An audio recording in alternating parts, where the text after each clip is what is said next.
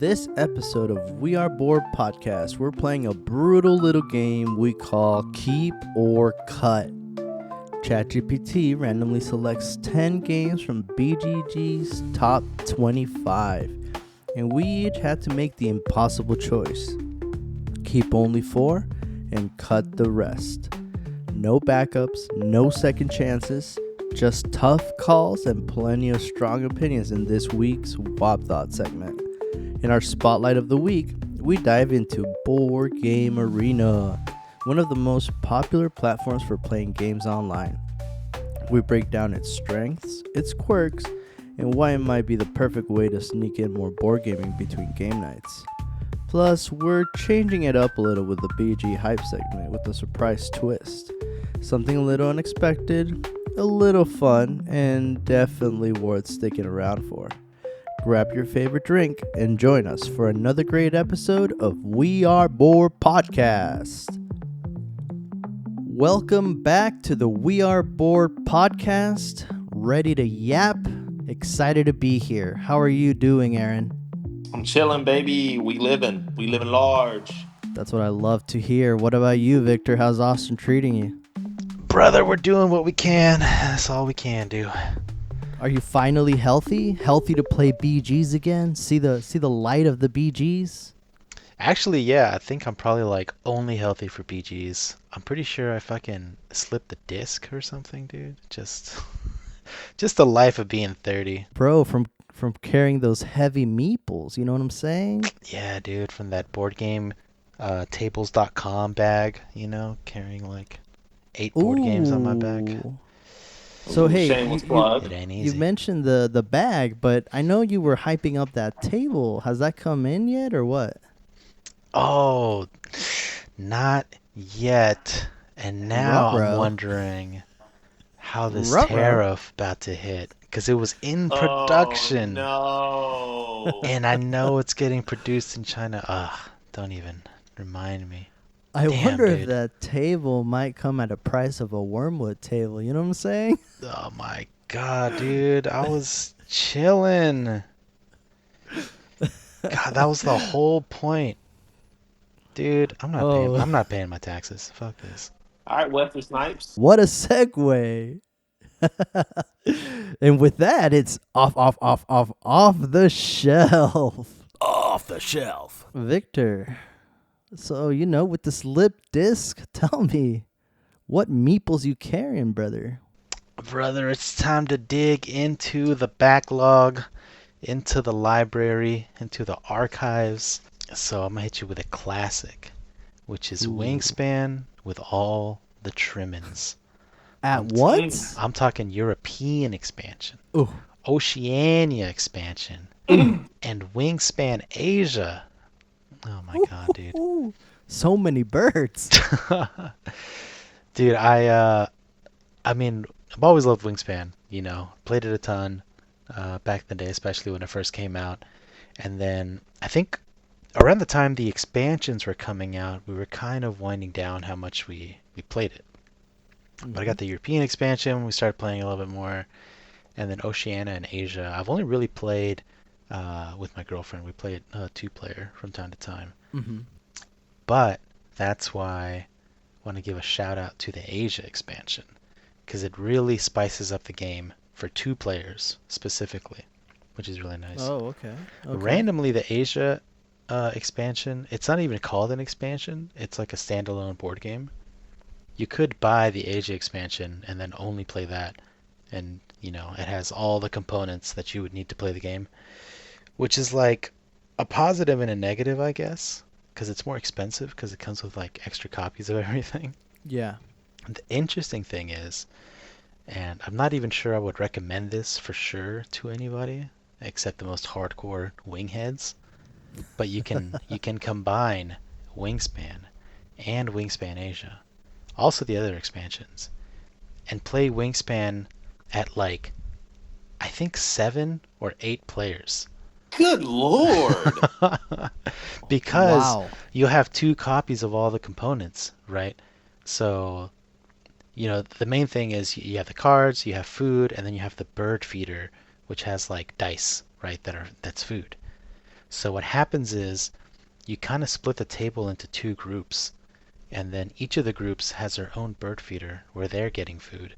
Each of the groups has like their own little bird market where they get bird cards from. Yeah. So within your group is, the only people you're competing with for food and cards, as far as like getting them from the board in the middle, right? In a 7-player game, if you were like, oh, I want that card that just got revealed, if you wait for it to come all the way back around, there's 0% chance that card is still there. Let me hold you up for a second. For I know our wobbers, they are professional gamers, right? But for the initiated, for the ones starting out, what exactly at a base level is Wingspan? Wingspan is a nice little engine builder, right? So there's the heart of the game is this deck of cards that's bird cards. And all these birds are unique. Like there is not a single duplicate bird card across the entire deck, all the expansions. Every single bird card you can get is unique. And the point of these bird cards is that they're worth points when you play them. You need to get food from the bird feeder to pay for them. And there are 4 different actions you can take, right? Mm-hmm. 3 of those actions, when you place a bird down, you place it in a certain habitat. That habitat powers up your action. So the next time you do, so like let's say you play a bird into your forest habitat. Your forest habitat is where you do the food action. Every bird card makes your get food action more powerful. And when you activate the forest habitat, first you get food, then you activate every single bird in that habitat in order. So you're building up the engine. You have all these birds with like really great art. It's like really, it's not super like cutesy or anything. It's pretty realistic, but it's still very like pleasing. Yeah. It's like watercolor, right? Yeah. Like almost. Okay. Yeah, like the backgrounds especially, it's all watercolor. It's got the board that you play on is like, like a big old habitat. It's like forest, grassland, swamp. Shout out to the swamp. They don't call it swamp, but I call it swamp. I think it's wetlands, maybe. I think it's wetlands, yeah. So then you just have all these like this beautiful art in front of you. You're building up this huge engine. Towards the end of the game, like your engine is off the charts. Like, you're like, okay, you start the game and you're like, I draw 1 card. And by the end of the game, you're like, I draw 4 cards and I trigger this and I trigger this and I hunt some rats and I get points and I catch this food. So like you're just like super popping off. Wow. So you get that adrenaline boost, that those endorphins just kicking in when you get the nice engine built. Mm-hmm. You really get that pop off feeling. So what's really great about the expansions is that the original game is all North American birds, right? Mm-hmm. The first expansion, European expansion, adds European animals, and it adds a lot more player interaction. A lot of the bird powers now interact with the other players more often. And you get a new kind of power called a round end power. So typically your birds, they either have a one-time bonus where they only activate when you play them, and some of them have bonuses that apply every time you use that habitat, right? Like I was describing earlier. European birds have ones that are more powerful, but they only activate once at the end of a round. Oceania expansion introduces birds that have even more powerful abilities, but they only activate once at the end of the game. And then Asia also introduces a new, well, it's not a new kind of power, but it has a lot more cards that, have powers like the other ones. So then you end up with like so much interaction when you're playing with the other players. Like you have all these powers that are just constantly like, okay, I get 3 eggs, and then everyone else gets 1 egg, and then you can spend a wheat to get another egg. So you're just kind of making more decisions all the time, and it has that bonus 2-player mode. And I see that it's also designed by Elizabeth Hargrave, both Wingspan and Wingspan Asia. Yeah, Yeah, she's on board for all of them. Um, and then, the other thing that's really cool about Oceania is introduces nectar as a resource, which can be used as a wild, and some birds specifically want nectar. Um, and it introduces a new board, so your habitat, now your abilities are more powerful, and you have more options. You can use nectar to like do extra little bonuses on your board. So yeah, it just gets like really intense. So like I said, it's for the real wingheads, you know. How many people were playing when you finally played it? Played all the combinations. Well, I've played with all the Trimmins.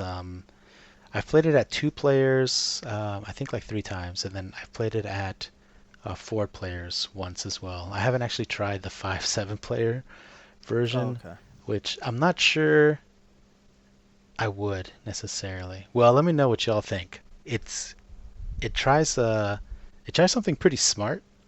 I don't know if it's like good enough to make it worth playing 7 players, but it has like a little wheel, right, that has all the different colored players on it.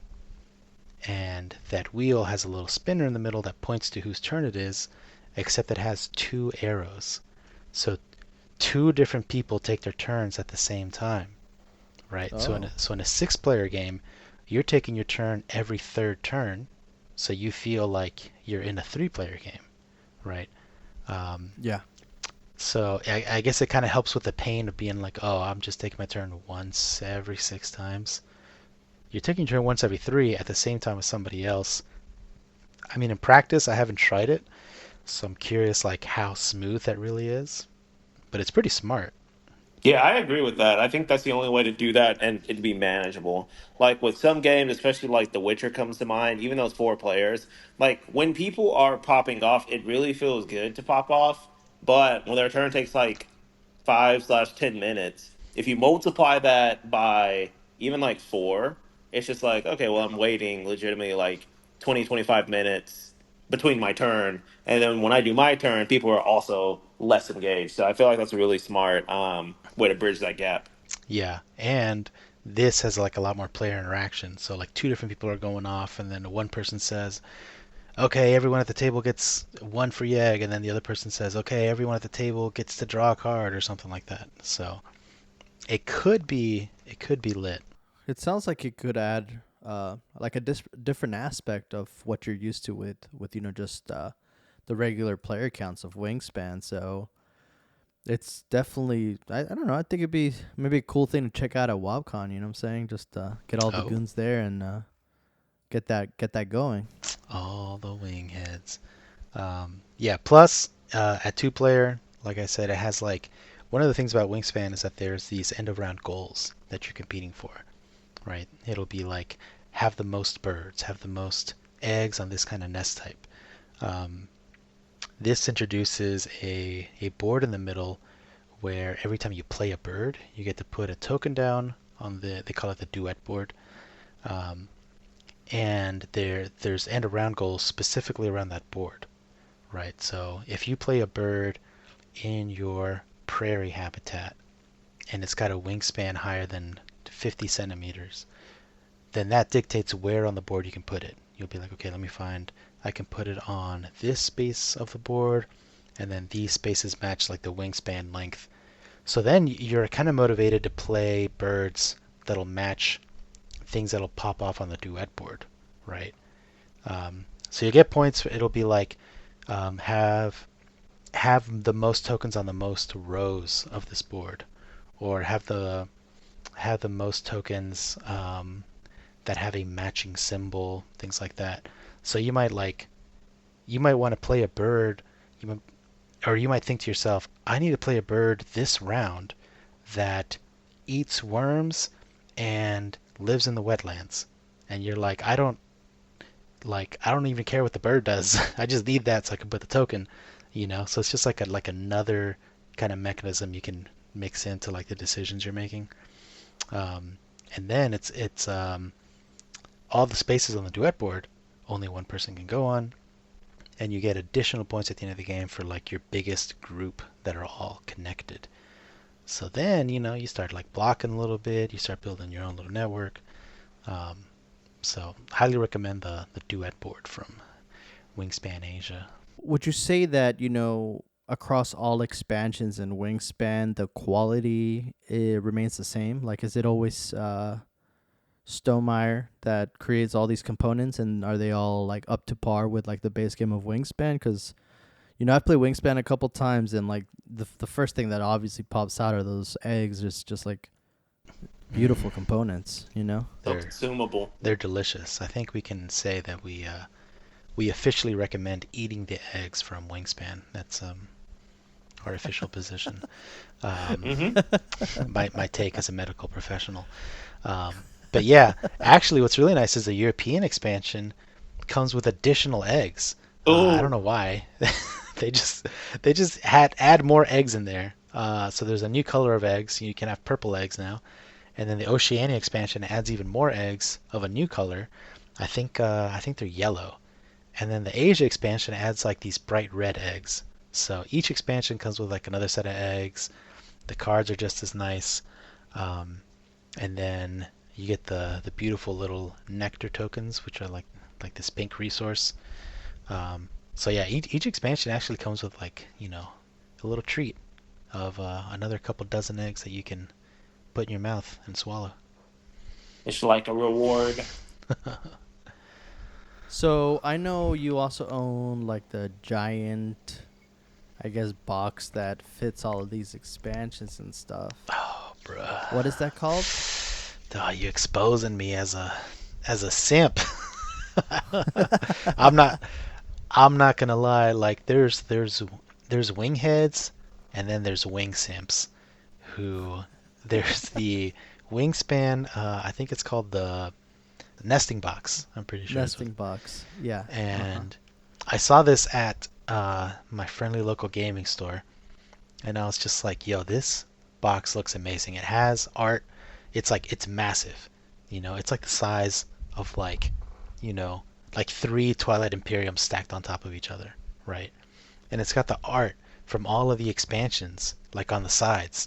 So I went up to the employee and I was like, "Oh my God, what's in this box?" Because like I would love to have it, but I already have Wingspan and Wingspan European expansion at the time. Like, does it come with the base game, or does it come with European expansion? Is it kind of a waste to get all that extra stuff? And he was like, "Oh no, that's fine. There's nothing inside. It's just a box." It's just a box. It's just a box. I mean, it comes inside. It's like everything you would need to organize Wingspan. It's got like all these compartments. You open it up like it's like Toy Story, like the collector or whatever who came to fix up Woody, right? He opens up this compartment, and the little box, and has like a little compartment that slots out, and then another little one that like pulls out, and then it's got all these like intricate little places to put everything. Yeah. And it's honestly pretty amazing, because like I have Wingspan, and I have like 3 different expansions, and I have like upgraded components, so it's not even just like the little cardboard ones. I have like the food resources, or like these like acrylic whatever, and it all fits in there perfectly, and everything has a place. And that you'd imagine setting this game up would take forever, with all these expansions and everything going on. It is a breeze, dude. This is like a faster setup than games that are like half the weight.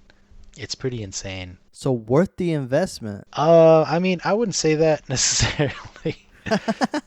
It's pretty expensive. I'm trying to remember how much it was. It was like, oh man, like it was like the cost of a board game. I'm pretty sure it was at least like $80. It might have been $100. In this economy? Yeah, I mean, I bought this like in 2022, 3 or something like that. But yeah, these days with like a 154% tariff on that, that's gonna run you 250. Easy. But So have you lugged it around anywhere yet, or does it just stay in your shelf? no, that's the downside. It does not leave the house. It can't. If I put it in my board game bag, it is the board game bag. So you can only play it if you come to my house.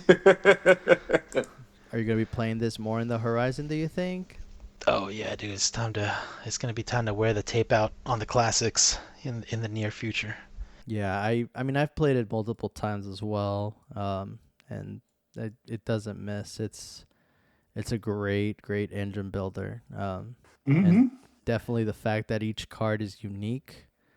And it comes. I mean, just the base game. I think it has like over 100 cards. You know, it's crazy. It's Oh, crazy. hundreds and hundreds of cards. And I will say the art on the Asia expansion, I think is the best of any of them so far. Okay, Maybe it's just like the birds that they have in Asia are just more colorful or something like that. I see. Well, also Oceania.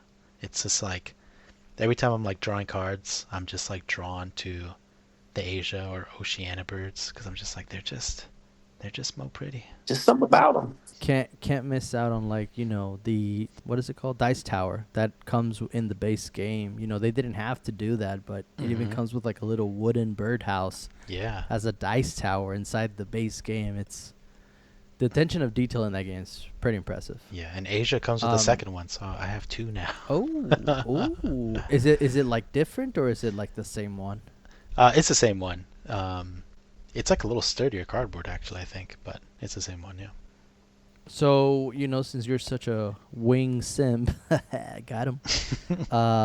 Exposed! Are you, are you, ever curious to play like the other variations, like fin span or worm span?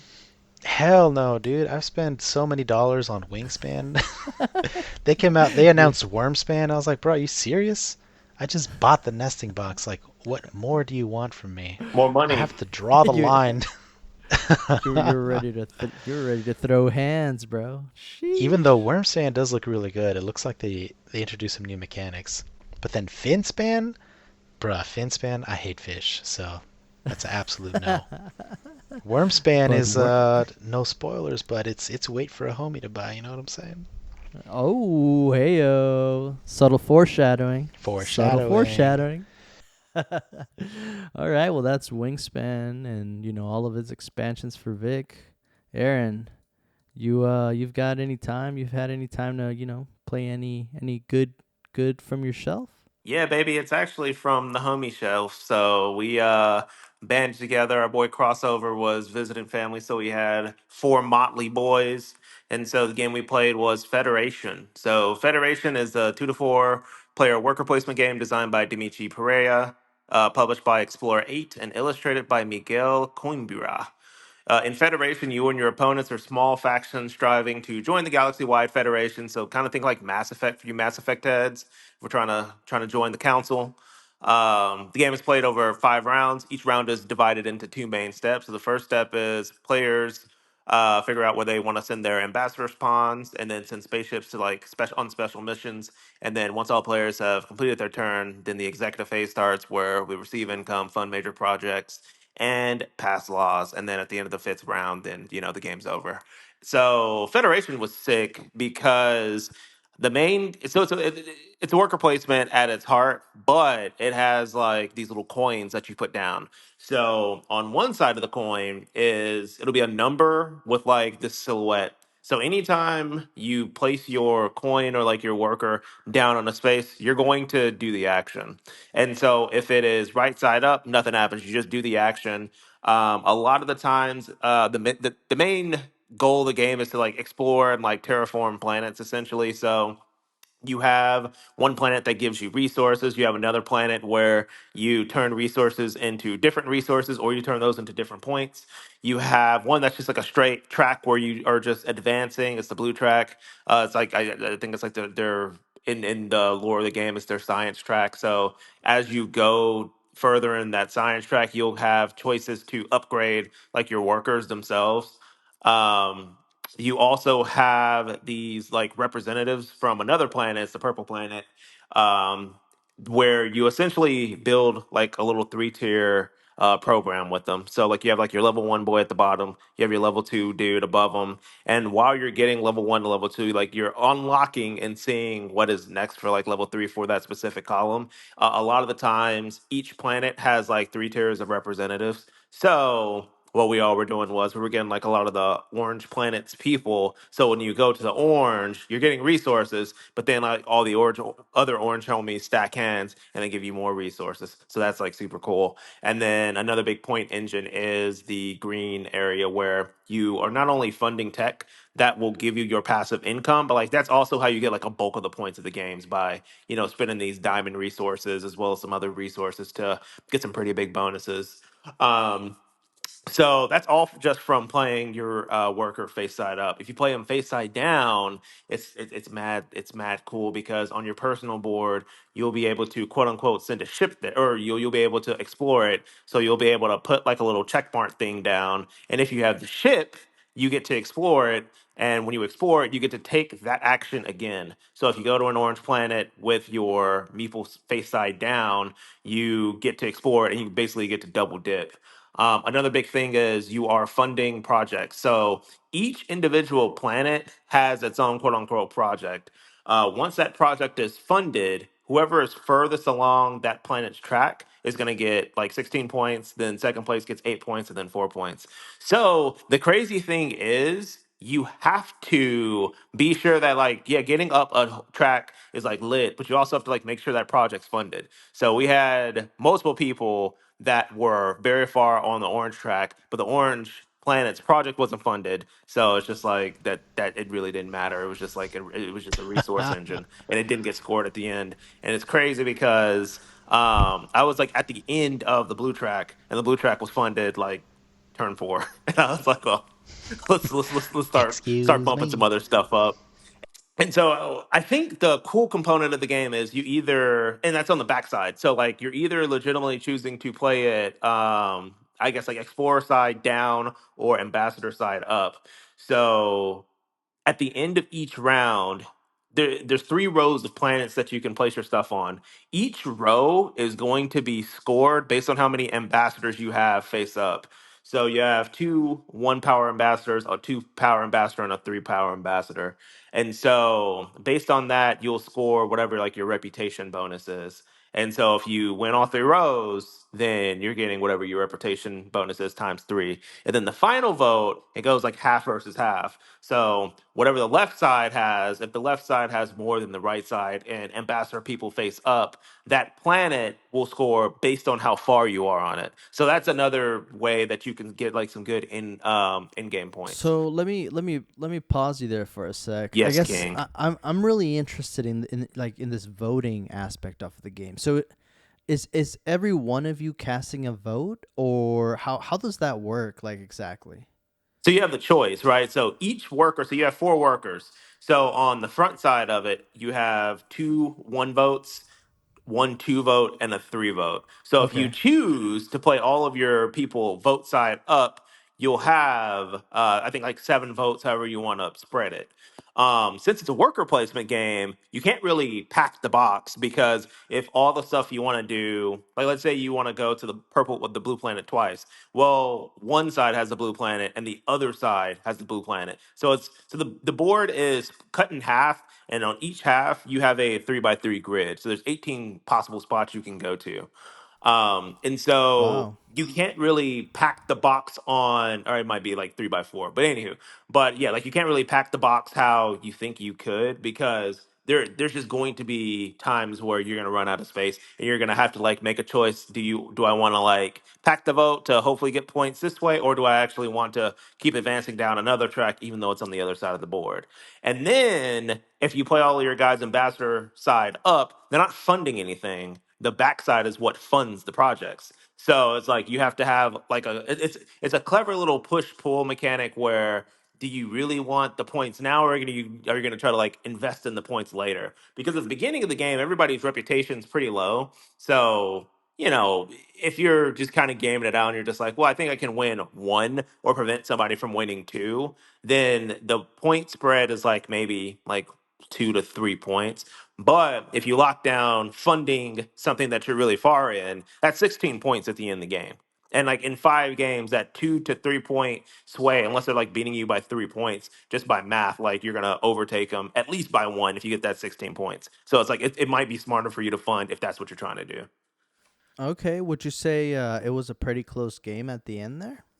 Oh yeah, me and my boy Hu John On were 1 point apart, and I feel like he told me he was just like I feel like it's this is how it always goes. It's like between me, him, and crossover a majority of the times. Like we're always separated by like 1 point, and then we have other people playing spoiler sometimes that sometimes clap our cheeks. But yeah, it was very much so down to the wire. I I like that when games like these, because it does sound based off of your description that there's a lot of variability to how you can score points. Oh yeah, it's insane. And so the fact that all three of you took different paths, and then you're able to come together to be that close, in points. I think that's pretty cool about the game. Yeah, and you locked down that one. You said like the blue track you had locked down for 16 points, like turn four, and they were still able to find other ways to come through. Oh yeah, because it's also like they. So I was really invested in the blue track, and I believe I was invested in the green track. I think our other buddy Greener, he was also heavily invested in the green track, and so it is also a little spicy because it's like, do you want to fund a green track that you're in second place? So you're like, I am willing to give this person 16 points. But I know I'm gonna get 8. So it's like as long as I beat him in the spread, like it's also a little spicy in doing that. And then you can also just kind of like just bully people where I know Green has to, pop off and like get funded and then like half the table might get points. But if I just so happen to play my ambassador face side up, like you're hamstringing them because I think you have to commit to I want to say like 9 or 10 funding. So it's like you have to make a concerted effort to fund at least twice every turn for it to, hit its mark. So if you kind of just like bully people or like opportunistically start cutting people off in like the later round games where they weren't paying attention to the stuff that and like the planets where they're far along on the track, like I almost did that because everybody was super far on the orange track. I think the furthest person was at like point 0.8 and I was at like point 0.2. And then I was just like, well, I mean, I'll just keep putting my ambassadors here. And like, you just kind of bleed them out. Do you think you'd be able to get more, I guess, more in depth strategy, like the more you play this game, or do you think you kind of got a good idea of what the game has to offer from that one play? You could probably get a little bit more depth because it's double sided on boards, and the other board is supposed to have like way crazier synergy. So it's like some planets are on both sides, and then other planets are on the other. The technology bonuses are different, and there's also just technology tiles that can be randomly shuffled and placed out. So I think there's a lot of variability in how you want to play based on all the components that you use to set up the game. So based on the rules that we were playing with, I feel like okay, you have like a pretty good idea. I'm not sure there's like a lot of replayability like that for that specific scenario, but there's like 4 or 5 different scenarios. Okay, and do you see this one like you might want to revisit sometime later, or is this maybe something you'll put in the back burner? This is the I think the third time we've hit this. Oh, okay, so Oh, you've hit it already multiple times. Yeah, baby. Yeah, this was my I think it was my third time playing this game. Okay, okay. And do you agree that that it sticks to the advertised time of like an hour to 2 hours? 2 hours for sure. 2 hours for sure. I think that's based on player count. So if it's 4 people, we all kind of knew what we were doing and like we were still kind of pushing it. But yeah, there's a lot of small, just like housekeeping things that you need to do. And I think taking the time to do that is what really gave a little bit of that time suck. But yeah, it was still 2 hours. what about the Senate part, right? So it's like, it's called Federation. There's a Senate board. Did it feel political at all? Like, could you negotiate with other players about voting? Hell no. There wasn't really much negotiation. I guess there could be some negotiation where it's like, hey, if you don't go there, that'd be lit. I want to go there. And then it's just like you can't exchange resources with Ah, people. okay. So there's really no incentive for a person who, it's like, hey, don't go there. I want to go there. Like, there's nothing they can give you. Yeah, it's more like the flavor of it. It is the flavor of it. There's not much. It's pretty solitaire when it comes to like building your engine. I mean, I think the people who played with me, especially who John on, he might be like, "Oh, going after Aaron is awful because he just takes what I want to do." But it's also just like, well, I mean, if we have either asimilar strategies or your strategies like just coincides with mine, then I don't know if there's really much for you to do. So that is a good point that Vic brings up. What would you say the theme? Is the theme something that is just kind of overlaid on this game, or would you say it actually you can feel it throughout the board game? I think it's just overlaid. I when it comes to making a case for why you need to be on this specific Senate, I personally don't think you do work. Like I just think it's just colonize these planets, point salad your way into getting the most victory points, and then yay, you can join us. I would have loved to see if there was going to be more political stuff. Like the only political thing you have to do, it's built into the game with the components being like face side up, where you have to think about, hey, do I want to use this to fund or do I want to use this to vote for this specific points that I'll get from this specific planet track? You know what I mean? And there's also stuff where it's like, well, you don't not want to vote because, excuse me, you 2 points here and 3 points there really, they really come in handy at the end of the game. I think a little bit of our table was like, hey, that there was a blue planet, and I was like well ahead of everybody on the blue planet. And then there was a purple planet on the other side, and everybody was a little closer. So they were just like, well, do we give, Aaron a ton of points, or do we stop Hujan on from running away with it, even though we all kind of get, like more points together? And like for them, it was spicy, but for me, I was just like, well, I mean, I'll just try to hedge my bets, and I'll just get the points. I was like, I'm not thinking about getting points based on this voting stuff. I'm thinking about points through projects, and that turned out to be very fruitful. Yeah, I like that about it. It sounds like there is different ways to kind of acquire the dub, right? Because I mean, I think for you it worked out the way you ended up going with funding the projects, but from what it sounds like, it seems like the voting could also be a viable strategy if you play it correctly. Yeah, I think you have to be very advantageous, and so it's like you gotta hope that the planets that you want to be far on come later, and then you also get like with the blue track, you have the option. So like normally, if you play a guy backside up like funding, you'll get a resource. With the blue track, you get tokens that go over top. So instead of getting like one green resource, I was getting like two blue slash like they were wild resources for like one time that you go. So it's like there's things that if you say like I'm just gonna go full funding, then there's tracks that lend themselves to help you fund better. And then there's Mm-hmm. other tracks that are just like, oh, okay, well, I want to do like more voting and I want to do more tech. So like the tech track goes really well. So like the green planet really goes well with the orange planet. So you're moving up two tracks, but also you have to always be worried about funding. So it's like, well, are you going to be voting? So there's a lot of different synergies between the planets. So it's not like I'm going to go to this planet. I'm just going to spend my life doing nothing but this planet. And I'm kind of just like digging myself into a hole. Each planet plays pretty well with a mechanic of the game that kind of serves as a boon to it. Yeah, yeah, that makes sense.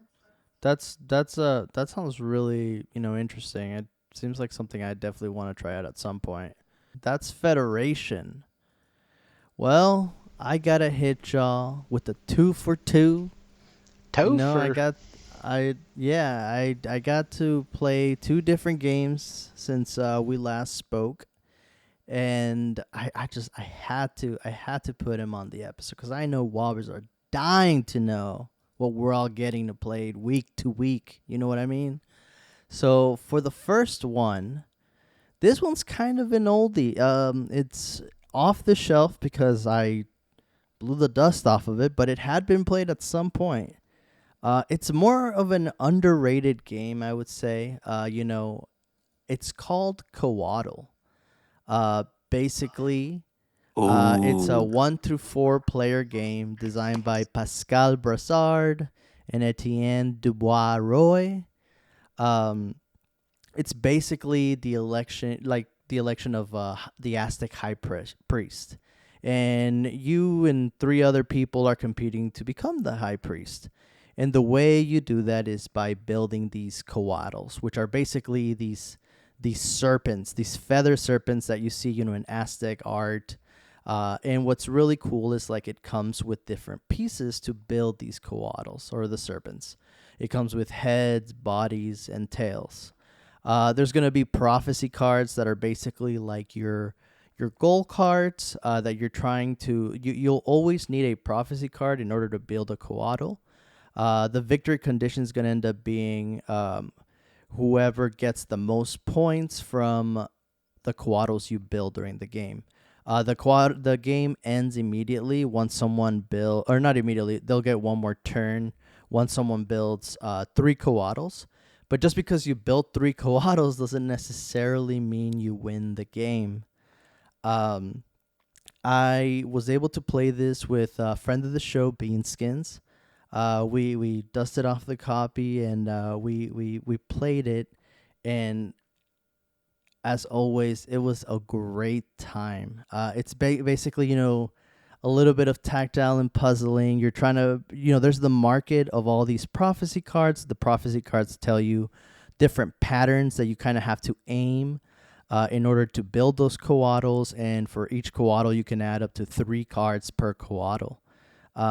So basically, it's a great gateway game because it's so simple to see the patterns on these prophecy cards and be able to start building coatls. You have your little supply card as well that can only hold 8 different pieces, right? And that can be, a body, a head, or a tail. But so basically, that's kind of how the game kind of caps you, so you don't just keep grabbing body parts to build these coatls. I know that we had a lot of fun. Beanskins beat me. It was a tough day for me. Quality clap. Yeah, quality clap, but she seemed to like it, and it's definitely one that I think will stay on my shelf because it's not only an easy game to put out, it's a super easy to teach. I think I taught it in maybe like 5 minutes. And it's just so colorful and beautiful to look at. And the fact that like it's got that 3D element of like building out the serpents, and you have them showcasing them, just like it adds such a nice touch. And again, it's kind of an underrated game. I believe we've played it, Victor. I don't know if you've gotten a chance to play it, Aaron. Have y'all played that? Yeah, I played it. Okay, both of it. Okay, Yeah. okay. And just, what are y'all's thoughts on coatl? Yeah, I played your copy actually at I think WabCon 2. And yeah, it was really nice playing, getting the pieces together. I think just like the colorfulness of it just makes it kind of pleasing. It's got a little bit of that wingspan effect. You kind of want to eat the pieces a little bit. They're kind of fun to play with. But yeah, it was surprisingly quick to pick up too, right? It wasn't like anything like crazy complicated. I think the one thing against it is I felt like it took a little bit longer at 4 players than I was expecting, like for the weight, Were you playing at 2 players when you played? Yeah, it was 2 players. I feel like that might actually be, or maybe 3 players would be like peak. Yeah. It definitely can take a while, and especially if there's AP going on and stuff. But yeah, no, I agree. I think most of the time I end up playing it at 2 players. And I think it's a good spread throughout. I think maybe with 4 it might drag a little bit, but yeah, it's it, and I love the whole Aztec theme to it. Because it's like it just like my name being Tonatiuh, it just kind of hits, you know what I'm saying? So it's like it just kind of it's like my people, man. Yeah. Well, I love Well, I love grabbing the little prophecy cards, you know, because they have the little like art on them that's pretty crazy. And then I love like once you've built one, they're like so, you know, it's like a little serpent, you know, kind of like it kind of like links together a little bit. I will Yeah, say it does. the spiciest part was getting from the when you get them from the market. What was it? It's like a circle in the middle or something like that, right? You're talking about like the supply board, basically, where the body pieces are. Yeah, I remember that being spicy because it was like, oh my God, like You get boxed out. how dare you take that? Yeah, so let me explain that part a little bit for our listeners at home. So basically, the piece that Victor's talking about is the supply board itself. There are certain rules to that. So basically, the outer ring of this circle is going to be the body pieces, and they're in sets of two. So you know, there's two body pieces per set. And then in the inner star of this circle is where you'll have tails and heads. But where it gets really spicy is the only way to refill either the body pieces or the heads and tails is by you have to completely clear out all the body pieces. Or in turn, you have to completely clear out both heads and both tails in order to refresh it, in order to fill it back up. So the spice comes in with, okay, I know Victor's trying to get a green head, but I don't want him to have it, but I have to get a head at some point. So someone has to be able to refresh the supply board. So you know, there's a lot of spice. You know, it's again a simple game, but like the strategy of like when to refresh the supply board and trying to like maximize your coatls, right? Because like again, you can put up to 3 prophecy cards per coatl. Um, it's like a wait and play type of game where you know it's happened to me once where I was playing and I was building out. I had 2 built out coatls where like you know they were scoring me like 20 points each, and then I was playing with Parker at the time. He just rushed 3 of them, and like he just beat me because he was able to get 3 of them really quickly without me being able to score them. So I just lost immediately. So like there's like definitely like a time element to it as well. Aaron, what were your thoughts on it? Yeah, I think it was just the spice elements of just not being able to pick well, and so it's one of it was a game where I thought, man, I would love to play this again. But I think this was like an in between game because I think somebody had to either go somewhere or we were like doing it while we were eating food. And so I was treating it like a quick game when really it was just like, oh, you should have been paying a little bit more attention, Playboy. Went by. Yeah, and I think this would work like well for a like you know a filler game, you know, something to kind of give you a break from those brain burners because it's definitely on the lighter side, but you know it's definitely one that you know I like to keep on my shelf because it's a lot of fun. So that's Coatl. The second one that I was able to play this past week, you know, it's a WABCon We Are Board Classic, Classic. and that's gonna be Everdell, designed by James A. Wilson. You know, One of my favorites. playtime 40 to 80 minutes.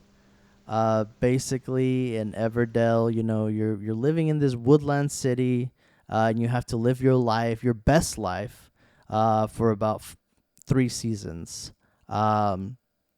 It's a combination of worker placement and tableau building, where you're trying to gather resources to be able to play cards into your tableau or your little city and unlock try to find the synergy between everything to get more resources in order to be able to play more cards. You're basically competing against other players, and of course the iconic tree on Everdell shines brightly as it watches over the entire Everdell, right? I had played this maybe like when it had come out, and I mean I don't even remember when it came out. It came out in 2018. I played it once, and I just kind of put back in the shelf, never touched it again.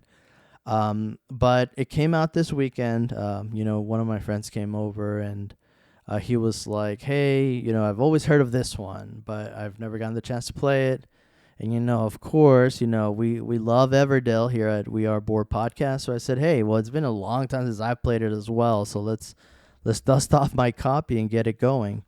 And first and foremost, let me just go ahead and start. Let's just ring that hater alert, right? That tree, I just, Jesus Christ, like, to this day, I'm like, there is absolutely no need for that tree. Like, in fact, like, save some money, just like give me some of that money back. You can keep the tree.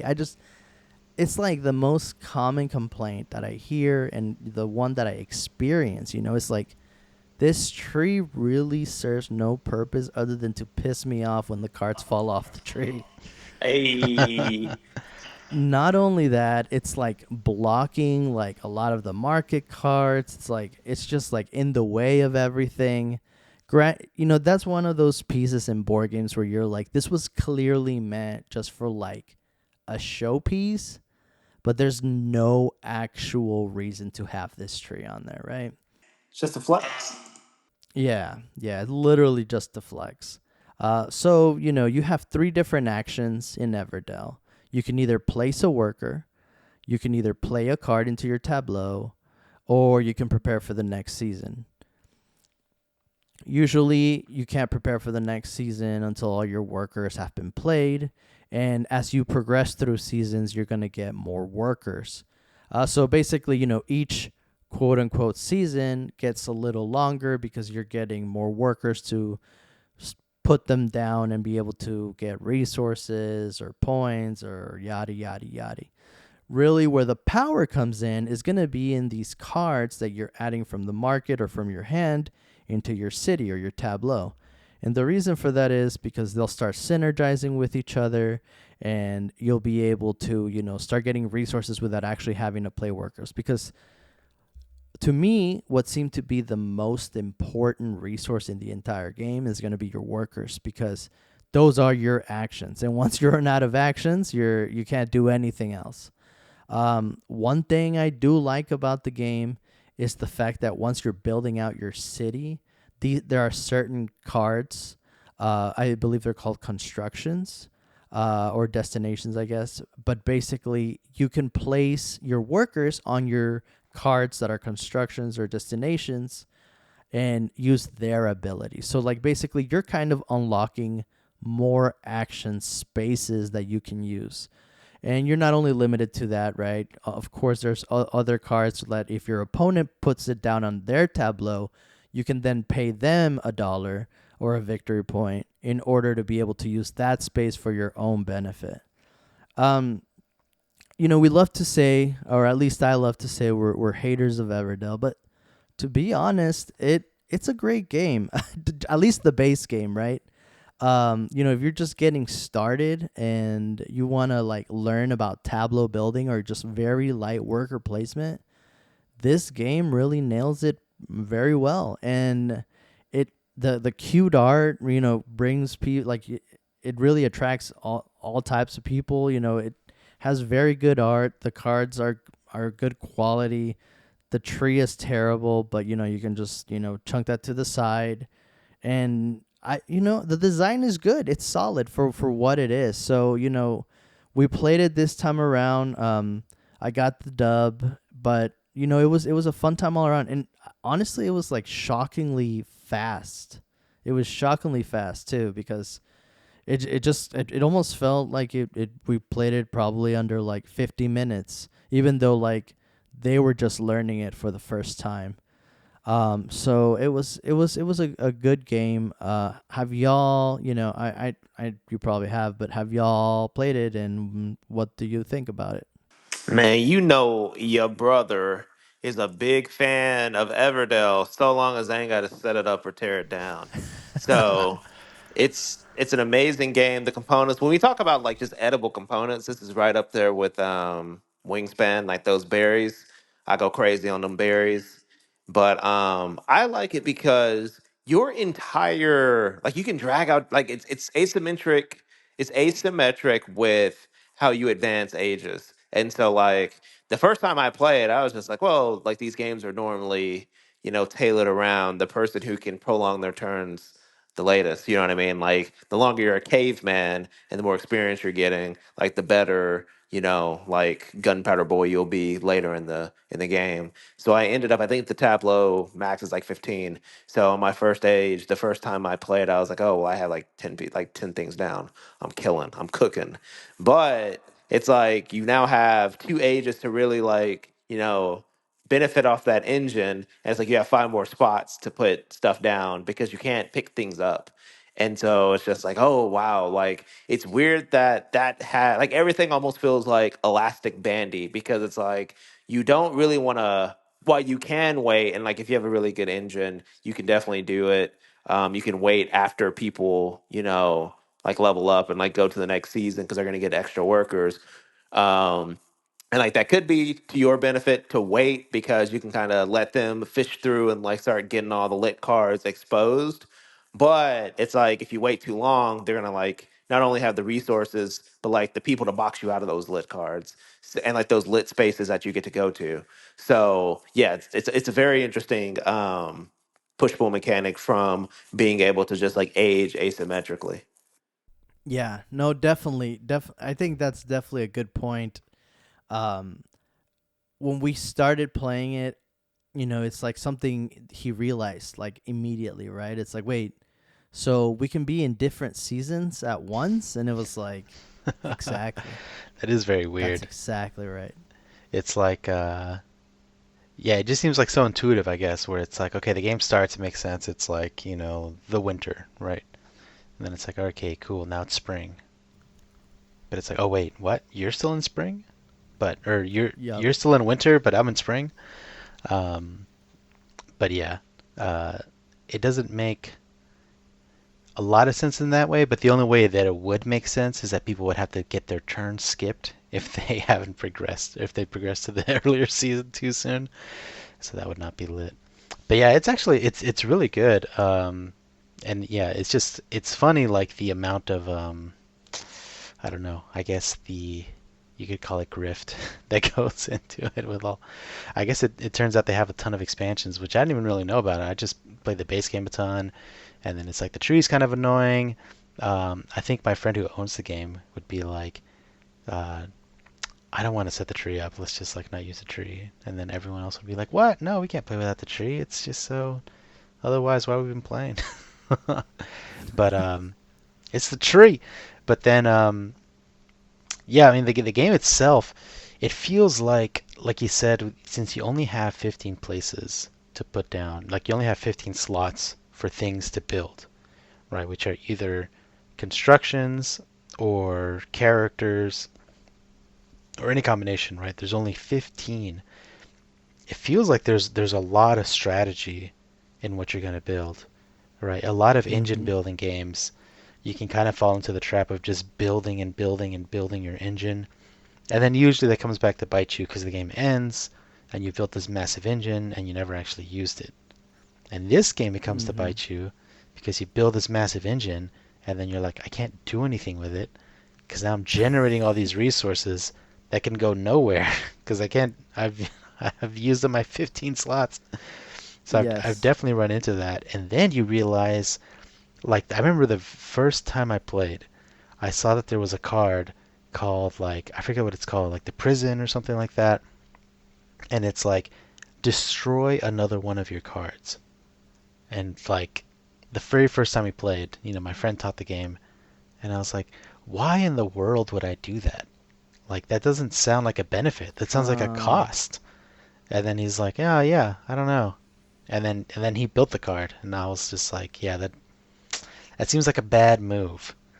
And then yep. come I know like where you're going. summer season, he destroys Yep. one of his like old cars that he doesn't really need anymore.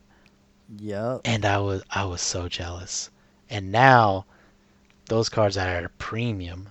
When you see a card come up that lets you destroy one of your old cards, Yep. you Yep. hop on that immediately. It gets spicy. You know.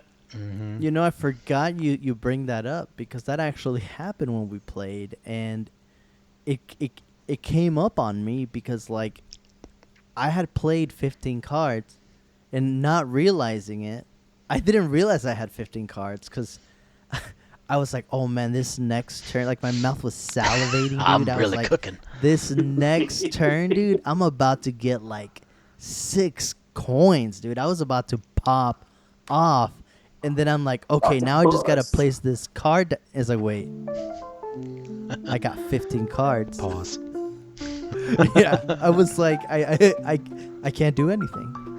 Those destroy cards are goated. Like, Premium. especially end game, you gotta have one of those on reserve. You got to. But yeah, that's Everdell. Again, you know, we love to clown on it sometimes, but hey, you know what? Maybe this weekend I might go get myself that big old collector spot. Oh, big box. WAB Thoughts, the main topic of the episode. We're going to be mixing it up a little bit this time around with our segment Keep and Cut. We have a couple rules with Keep and Cut. We have a list of the top 25 BGG, that's BoardGameGeek.com, board games. We used our good old friend ChatGPT to kind of DM this for us. You know, we're using some water cooling some on our GPUs to get this processing going. And basically what we're gonna do is we're gonna let ChatGPT choose 10 of those top 25 board games from the list. I gave ChatGPT the list. I said, hey, we trust you blindly. Let the RNG gods decide. What ChatGPT will be doing is they're going to be telling us one game at a time. And we, as the wobbers that we are, we're going to be saying keep or cut. But here's the catch. We can only keep the first 4 games. And after that, everything else is cut. So we have to decide, do we want to keep a game or do we want to cut it? Are you boys ready for ChatGPT to take the reins? And for the first board game, have y'all boys heard of Nemesis? Nemesis. That sound a little familiar for you boys? Yeah, it's going on the cut list. Ooh, dang! It's like Already, so baby. so here's the rationale that's behind that. So for those who don't know, Nemesis is essentially like if you wanted to be in the Alien franchise by Ridley Scott, you and your homies are on a ship. You guys have to fix the ship and then either accomplish your corporate objective or your personal objective. Corporate objectives are normally go around the ship, either send a signal, make sure that like the ship's coming back to Earth, or something where you have to interact with the board or with the ship, fix some stuff, and then make it back to wherever you need to go. The personal objective is literally just like, yo, kill everybody, or hey, kill player two. So it's normally it's competition. However you want to play it. Once the aliens start coming out, every time you move between rooms, you make noise, and you have to roll like this noise die. If you roll a noise die and like another noise die goes onto a corridor with noise die that's already down, that summons an alien. Then you got to fight the aliens, and all chaos ensues from there. Um, if we so there this is one out of 25 games I can Correct. think of off the top of my head, like 20 games that I would play over playing Nemesis. And so just going based on that, I think that I'm comfortable cutting this and waiting for more baddies come down the line. But just to reiterate, since there are 3 of us, whatever the unanimous decision is between 2 people, that's what we do. So if y'all both want to keep Nemesis and I get voted out, by all means. But I'm going on the cut category. Oh, He's a okay. cut king, Okay. I see. I mean, I played it one time, and it was pretty cool, but what I will say is it's one of those games that's like really, really, really long for what it is. You know, it's like it's not crazy strategic or anything like that. It's like it's trying to be a movie, right? And it's like a game I do want to play. I do want to play again. You know, probably play a couple times, and I think it should be fun. But the problem with it, it's so long that it's just like I can't just play it like on a weeknight necessarily, and you need a big group. So it's like it'll probably have to be like a weekend, and you know everyone has to like agree and blah blah blah. So it's been kind of hard to get to the table, but you know I think I'm chilling on the cut side of the fence to see if we get some more heat down the line. You know, I've yet to play this one, but I will say that I feel like my experience would probably be tenfold like Keep if I was able to play it with that 3D printed upgrades that I showed you guys earlier this week. Do you guys remember that? Where Ooh. basically the entire map was like 3D print. I feel like that would insane. definitely highlight the experience, and especially with the mood lighting. I'll put it on the show notes for the wobbers to check those pictures out of a board gamer who, you know, went out of his way to like build 3D print all these different maps for Nemesis. And yeah, that looks incredible. But I agree with you all. Again, I haven't played it, so I mean, I agree we should definitely cut it, and so therefore we will. So ChatGPT, cut it away. Cut. Good. What's next on the docket? Let's see. Oh, man, ChatGPT don't play no games. I'll tell you what. Number 2 is gonna be Arc Nova. Ooh, Arc baby. Nova. I Sitting mean, number 3 on the BGG rank. let me just What are jump we in. thinking? Let me just jump in and let you know it's a keeper. Arc Nova. You want to give a brief description of it? Arc Nova. I mean, it's straight heat. This board game is like a movie, and by movie, it's We Bought a Zoo, Oh, where shit. you are just With Mark Wahlberg? you are Mark Wahlberg, and you have bought a zoo. But this game has an amazing mechanic for picking your actions, which I haven't seen a ton, or maybe at all. I don't know. So shout outs to the designer Matthias Wiggy. Sorry if that's wrong. But yeah, Arc Nova, you're creating a zoo on your board, right? So the first thing you have to do is you have to build little enclosures for your animals. Next thing you got to do is you got to get cards in your hand. Next thing you got to do is you got to get money, and then you got to play those animals into enclosures that will fit them, right? Then the other thing that's, you know, because of woke, you know, you have to do conservation, right? So that's another Yep. part of the game is you have to meet certain requirements in order to meet these like conservation goals that are on the board, which are honestly like the spiciest way to get points and super power up your engine. So you definitely want to hit those. And then you need money, so there's sponsor cards that you can play. So you have 3 different kinds of cards, right? You have the animals you can play, you have the association actions or the conservation projects that you can meet.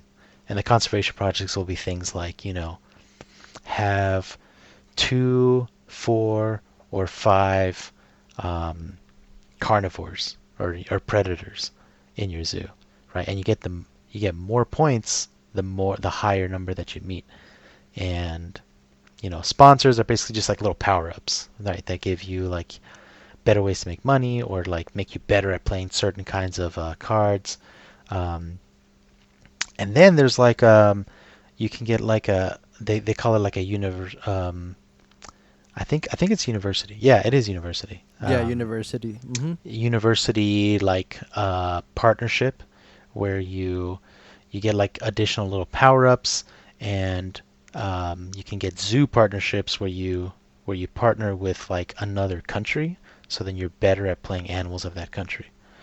But all of these things that you're doing, so getting conservation points, getting zoos, getting universities, if you do enough of them, you can eventually upgrade the cards that you play as your actions and make them like even more powerful. What's really cool about that too is that you have 5 cards you can play, right? You can only at most, if you like do it perfectly, upgrade 4 of those cards. So 1 card will always stay basic. And potentially you might only upgrade 3 if you like make a certain choice early on. So you're like, you're trying to upgrade these cards and you have to pick which ones you want to specialize in, because certain things will be like, you can't play this animal or you can't play this sponsor card unless you have the upgraded version. So then let's get back to what I was saying about the way you choose your action, which is really lit. At the start of the game, you're going to shuffle those 5 cards that are your actions, right? So one is the sponsor's action, one is the association action, which does the conservation projects, stuff like that. One is the animals action, which lets you play animals. One is build, and one is cards, which lets you draw cards from the deck or the display. You're going to shuffle those 5 cards and put them out randomly on your board. The one on one end is strength 5, and the one on the other end is strength 1, and in between. Each card will play differently based on the level, right? Like more powerfully, right? So your association action, if you played at 3, you can only get a zoo, or you can only go up the reputation track. You can't get a university, and you can't play a conservation project, right? So you have to wait till it hits 4 or 5 to do those things. Sponsor cards have a cost, and the cost is usually like between 1 and 6. So it's like if you play sponsors at 3, you can only play one sponsor card that's level 3 or less, right?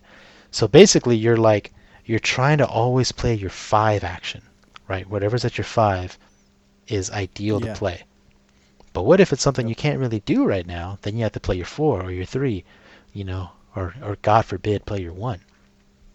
So then, you're constantly trying to plan ahead so you can be like, okay, I can do the sponsors at 5 now. What I really want to do is play animals, but that's at 2. So I'm going to do these things in this order so that by the time my animals gets to the 5, it can really do something. And so you're constantly planning ahead, like how you're going to do that. But there's ways to get around that and upgrade your actions earlier. Like you can get X tokens, you can have effects that move your cards around. So it is juicy, juicy, juicy. It's a certified keep. I don't know if we're going to see a game, that is similar to this. Just in the way it plays, it kind of reminds me of it, and I won't say what it is unless it comes up. But for me, this was definitely a killer of the game I am foreshadowing. I think it's a good design. I love the way the 2 tracks interact with each other in order to be able to score points. I gotta say it's a keep for me too. I just keep it short and simple. Oh yeah, it was gonna be a cut for me. A cut. Ooh. Okay, we gotta know why though. I mean, bro, why? I don't know if we've talked about this before, but the only time I've played Arc Nova was on BGA. We played it twice, and I still don't know how to play that game. So I just need to lock in and learn how to properly play. But yeah, that's been my only experience. I was like, I'm trying, and I also don't know if I particularly care for the puzzle game type of thing. So it's like when you're building parks, so stuff like that. I'm just kind of like how do Interesting. I attack stuff? But yeah, it'll be a cut for me. We'll get it. We'll get another game on BGA. Subtle foreshadowing, going for you, so we can. We'll make you learn. But all right, That is okay. it's All right. it's a keep, so it's gonna move on, and now we're gonna move on to our third option. So right now we have a cut and a keep. That means that there are 3 more options that we can keep, and for our third game, we have Clank Legacy Acquisitions Incorporated. So with Clank Legacy, we recently talked about legacy games. I believe that this one might have made a mention. We might have mentioned it briefly. This is, kind of the legacy version of the entire Clank franchise. Um, just to kind of give like a base overview of what Clank the game is. I'll just go over the base game, but basically, it's a deck building game where you're trying to sneak inside an angry dragon's mountain lair, trying to steal, precious artifacts. As you go in deeper, the artifacts get better. The valuable loot is worth more, but you're also risking it because that's the whole charm of the game. Clank, you're making these noises, quote unquote clank, that'll wake up the dragon, and then you're basically cooked, right? Um, that's the game. So Legacy basically just adds all of that into a legacy format. Um, I have not had a chance to play it myself, so for me, it's straight up a cut. What about you, boys? Yeah, I would have to say a cut as well. I haven't played it, and I've played some games that like people have mentioned that are similar. Um, I guess there's nothing like crazy similar. Plus, there's the like a legacy aspect to it. Um, but it's not like an IP I'm familiar with or anything like that. So I'm not like crazy Oh, excited to hit it.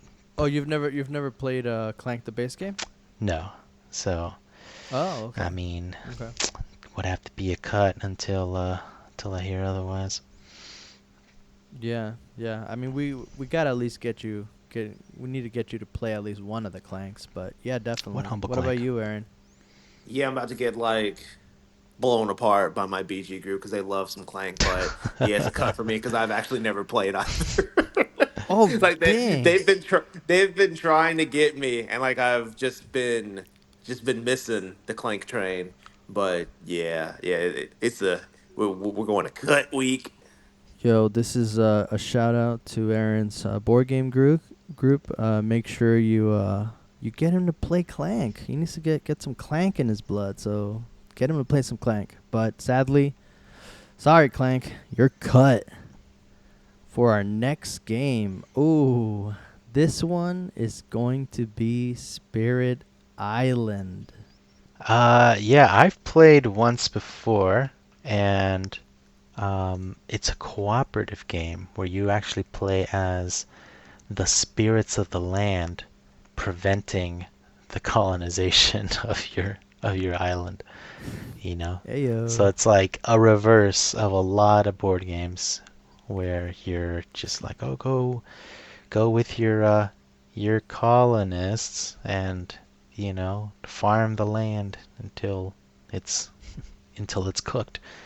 You are every one of you. So it's asymmetric, right? So every one of you is a different spirit of the island in some form, right? You might be like the oceans or the storms, or one of them is like death or something, or like darkness, shadow. Um, Mm-hmm. so what's funny is you have all these like little pieces that are kind of controlled by this like kind of automatic mechanism, um, and they're all white, which is kind of a strange color for meeple. So you have all these white um, pieces onto your board that you are trying to kill. Essentially, it'll be like, I'm the water, so I just cause like a huge flood of the river and then drown a bunch of these colonists, and destroy their buildings. Um, it's a little bit like pandemic vibes, right? Where you have like the disease spreading through the land, but the disease is these humans colonizing you. But you're playing on an island. You're surrounded. Different players will be like, oh, if they come into the mountain areas, I'm cooking them. And other players will be like, yo, let them come to the coast and see what's what. Um, but because it's pretty heavy, it's a little hard to coordinate because you're just like so involved in your own asymmetric situation. But you're all supposed to be working together. But quarterbacking for one player would be pretty tough unless they're like a Spirit Island pro. Um, so this one's on the edge for me because if I had the full list of 10, I could easily tell you if it's keep or cut, but like trying to leave room for some later heat to come through, I'm leaning. I'm feeling cutly at the moment.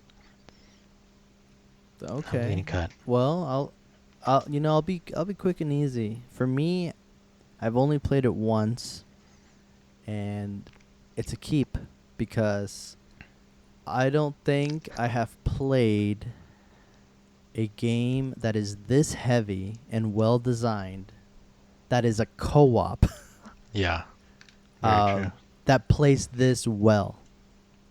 I think it does deserve its spot in being that high in the BGG rankings. I think the community is correct in having it this high. Again, as a co-op, you don't get these type of bangers as a co-op, all the time, I should say. So I think for me it's a keep. So you know what? I'm gonna just throw it in Aaron's court. I'm gonna say, yo, Aaron, Leave it in his hands. be the deciding factor, baby. You know, we are.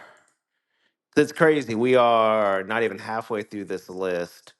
So it's like if we keep it, we got two games left. And those, I don't know, just playing the numbers, I just feel like out of the back six, we gotta have some heaters. Spirit Island is heat. I really did enjoy it. I also played the built out version. So there's even more god powers. It gets like, and it's also like super asymmetric, which I also really like.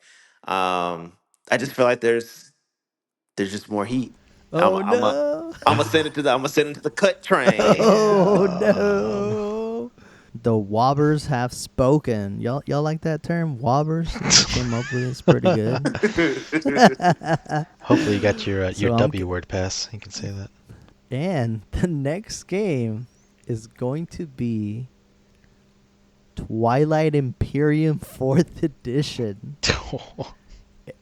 Aaron, I know you played this the most recent, so take it Yeah. away. Yeah, so Twilight Imperium is legitimately the mecca of all space games. And so while I do believe that Twilight Imperium deserves a lot of love, so basically what you are doing or you take on the role of a faction. And it's basically a game of galactic conquest where you're vying for complete like control over the galaxy, right? And so the cool thing about this game is it is played in this like draft order where you are drafting one of eight like things that you can do. So like one thing will be movement, another will be like building ships, another will be like terraforming planets, all that kind of stuff. And so you pretty much like draft in snake order what to do. So that's pretty interesting. At the end of each round, you also have goals to get points. And so the first person who gets to, I think in our game it was 10 points. So for the first 5 rounds, you have like 1 point goals. So if you get all five of those, you get 5 points. You're halfway there. And then from round six to whenever, it is 2 points. So for every goal from 6 to 10, you can score an additional 2 points. This game, how do I want to put this? I feel like this would have to end up being. It's hard. I personally would cut this, but I just don't know if there's going to be. I don't know what the BGG top 25 games are, and I feel like this is a safe keep, not only for the integrity of the pod, but it's like if I have to play a space game because there is quite a bit of negotiation. But on the backside, the space combat is extremely convoluted, and that's not something I would particularly like. I feel like I haven't played Arcs, but I heard Arcs is a very streamlined version of this game. So I don't know if Arcs is in the top 25. I doubt it, but I'm leaning towards keep only because it's like I'm leaning towards keep for political reasons, not for actually. F it, we ball. I'm cutting it. Oh, I don't. Ooh. So here someone had here's the to say story. it. We We played this game. Maybe this is just the Citizen Kane hate in me coming out. Shout out to my boy Side Sam. Side Sam put this together as one of our boys. His name's Matt. As one of his bachelor party like things, he just really wanted to play Twilight Imperium, and we're all like, "Man, this game is going to take a long time." This game, we first off, we didn't finish, but setup and teach, and like it wasn't teach as in like teach from zero. This is like the clarification along with setup took an hour and a half. And then we played this game over the span of like 2 days. So we probably put I like don't even I like no hyperbole. We probably put 12 hours into this game and we got like maybe three-quarters of the way down, like there. Because it got to the point to where we had a lot of missions that if we really wanted somebody to lose all their points, we could. And it's just like, do we want to play for the love of the game or are we playing to win? Because like in order to play to win, you almost have to like get so high to you can become a target and like willfully lose like maybe half your ships so you can like build back up and try to like annihilate everybody and on your path of conquesting people, that's how you win the game. And we're just like Side Sam just like lost like half his troops and he was building up to do it, but then I called it out and everybody was like, oh well, we can just like start stomping Sam. And he was like, well, if you guys do that, this game literally will take like like it will go well into the night. And I don't want to do that. I also was like, I don't want to do that either. So Political victory. I'm down calling it. So yeah, just like Citizen Kane, I'm saying, hell no, this is overrated. Put it on the cut list. Dang. God All damn, right, that's Vic. bravery. That's a brave man right there, but an honest man. Well, yeah, I was leaning towards you like for historical reasons, for political, respectable reasons. We should keep it, right? In order for board gamers to consider us a worthy pod. But I'm like, I haven't actually played it. If this is non-streamlined arcs, that sounds insane. I mean, arcs is plenty long. Arcs is probably like, 3+ hours. 12 hours, dude? I didn't even know it was that long. So, I mean, I don't know. If I played it and it was lit and it was worth 12 hours, I would be a keep for sure. But having not played it and considering putting 12 hours in is a cut. All right. Cut. I'm just going to say my 2 cents. I've also not had the chance to play this, but this is definitely one that is on my shelf of shame. But it's also one that I really, really do want to get to play. Yeah, I do want to play. It's one of the games that you always hear people talk about, and it sounds like if you are into the space theme, if you're into negotiating, if you're into expanding your territory, if you're into negotiating, this is the game for you. Again, as long as you don't mind the long time it takes to play it, because it seems like every single play of this game is almost like its own unique experience. I think for me, just based off of history and from hearing other board gamers talk about this and their experiences, for me it's a keep. But again, the Wobbers have spoken. We're cutting it. So far, just as a reminder to the people listening, we've only kept one game, and currently that is Ark Nova. Hell yeah. The next one is gonna be Gloomhaven. Is that a keep or a cut? Well, I guess I'll go ahead and give a brief overview of what Gloomhaven is. We've already kind of spoken about it in our last episode, Legacy Games. So if you haven't listened to that one, head on over and give that a listen. We give you high detailed analytical descriptions, data analysis, everything you want to know about board games, just legacy board games. Go check that out. We'll wait. Go check that out.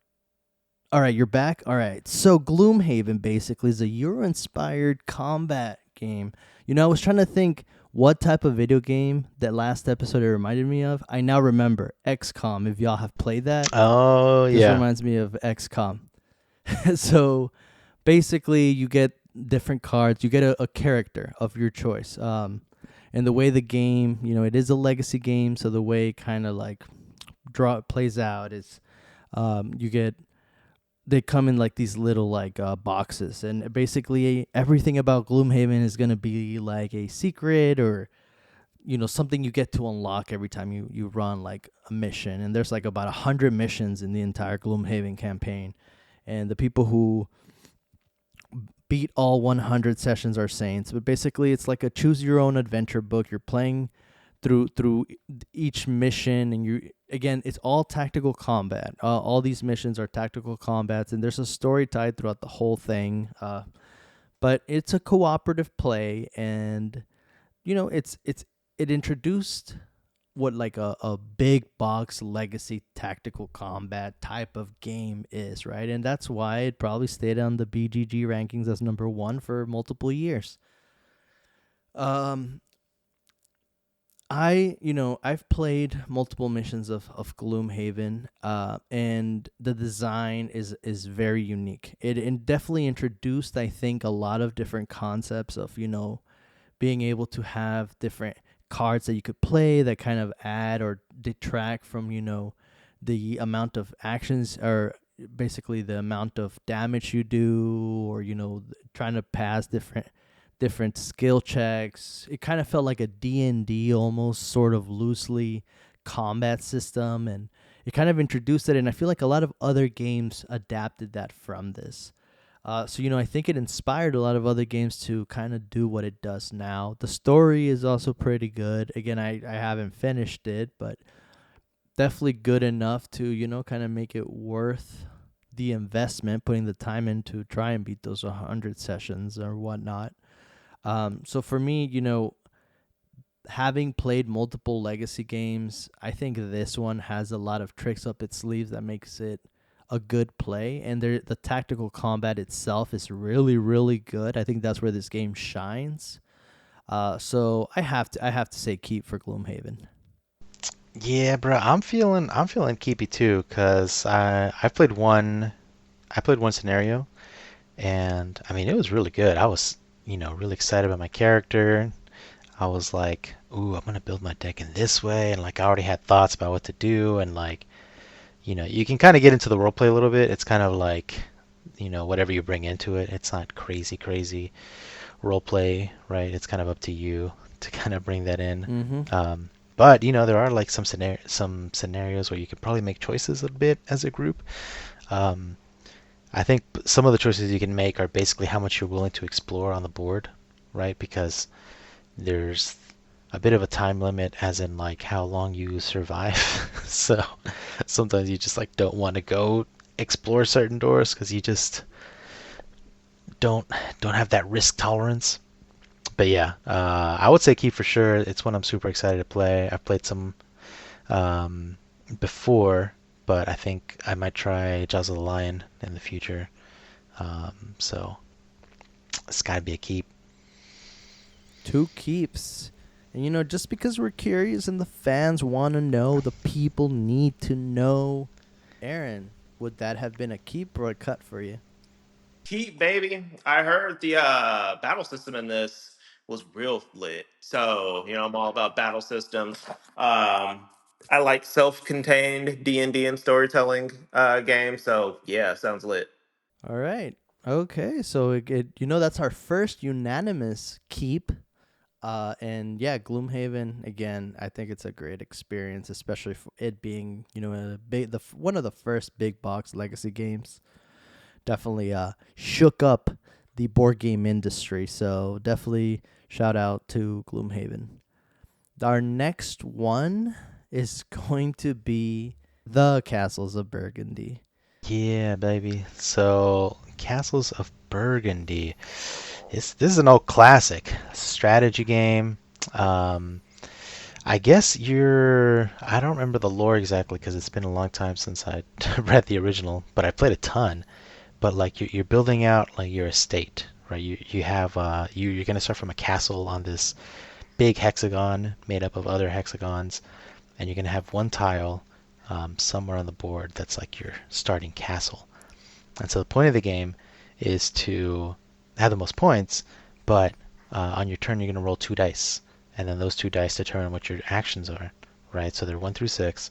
So that 1 through 6 can either mean you can pull from the central board of buildings that you can put into your supply from the 1 depot, the 2, 3, 4, 5, or 6 depot, right? Depending on what number you want to use, right? And each one will have different ones. So you might want to get something from like the 3 section, but you've only rolled the 2 and a 5, and then it's tricky. Once you have them on your supply, you can play them onto your board using the same numbers. Every single hex on your board is going to have a number. So if you want to build into that spot, you need to play that number, right? So it's also 1 through 6. Where it gets a little bit flexible is you can get these homies called workers. You can either spend dice to just get 2 workers. There's certain buildings you can play that get you workers, but those workers let you modify your dice result by 1 or 2, or by 1. And for each one, there's power-ups where you can make them be worth 2. But you can spend as many as you want, right? So you could turn a 1 into a 4 or something like that if you want to spend 3 workers. Another thing that's pretty lit, where it's a little bit of a race, is that there's different building types, and on your board there's sections where different buildings can go, and it's colored based on what types of buildings you could possibly build there, right? So if it's yellow, you can only build tech buildings into that place. So once you've filled in that section, then you'll get points based on how early in the game it is, because there's 6 rounds, I think. Yeah, probably 6, maybe 8. Based on which round you do it in, you get points for completing a section. So the earlier you do it, the more points you get. And then also you get points based on how big the section is. So if you build a section of 1, I think you just get like 1 point. But if you build like a 6 section area, you get like 36 points or something crazy. So it's like you're trying to build the biggest sections as fast as possible, and then building other type of buildings to get you like different kinds of income, different technologies to make you like have more flexibility. Like they either give you better workers or they give you more points for certain types of buildings. So yeah, it's just like one of the classic strategy games of all time. I pretty much always have a game of it going on Board Game Arena, like on a pretty regular basis. It's a really good one for PGA. But I might have to go keep. I'm feeling keepy. Okay. Okay. I'll go second, just because I have some very strong feelings about this one. So I had this game in my shelf of shame, and I ended up just selling it because I was like, there's other games out there. I don't have time to play this, whatever. But then it got added to Board Game Arena, and I think I've probably played like 10 games of this, right? Because I know it's a classic. And 10 of those games I've just clicked around. And I've never bothered to actually like just learn the rules. And I think part of it maybe is just like the art really puts me off. Oh yeah. Terrible. I don't know. It's like it just looks really and I know that's it's a classic. It's an old school game.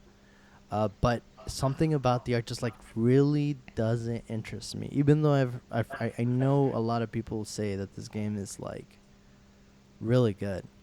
So shout out to Watashua, friend of the show.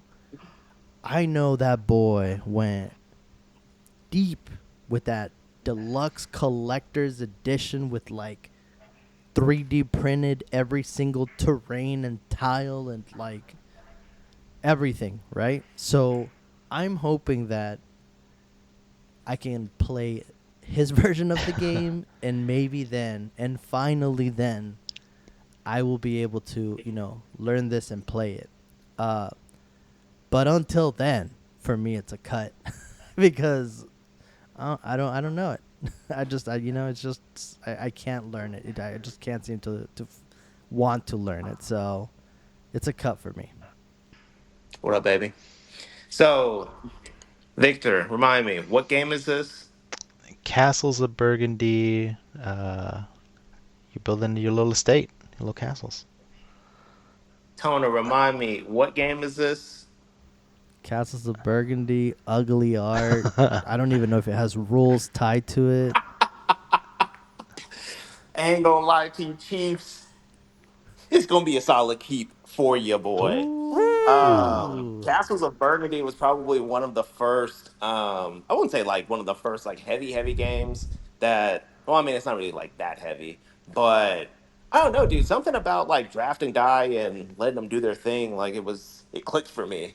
And so I was also just like a pig wrangler, and like putting those down into your, tableau or like your sheep and like having that like pop off. Like that was the first time I felt like really smart. And I was playing with like once again Side Sam because those boys loved this game and ended up like clapping cheeks. Like they were really excited about it. And then they were just like, "Oh dang! Like Aaron has like 50 points off these pigs." And I'm just like, "Yeah, baby, that pig farming comes to life." So maybe with that fond memory, it gets to keep for me. But it's definitely a keeper. Watashu, if you're listening to this, please let's play that collector's edition. It'll grow on you. That's what I need. That's what I'm sure that came with the rule book. I'm sure. So the next game, Pandemic Legacy, Season 1. So I guess I can give a little brief overview of this one.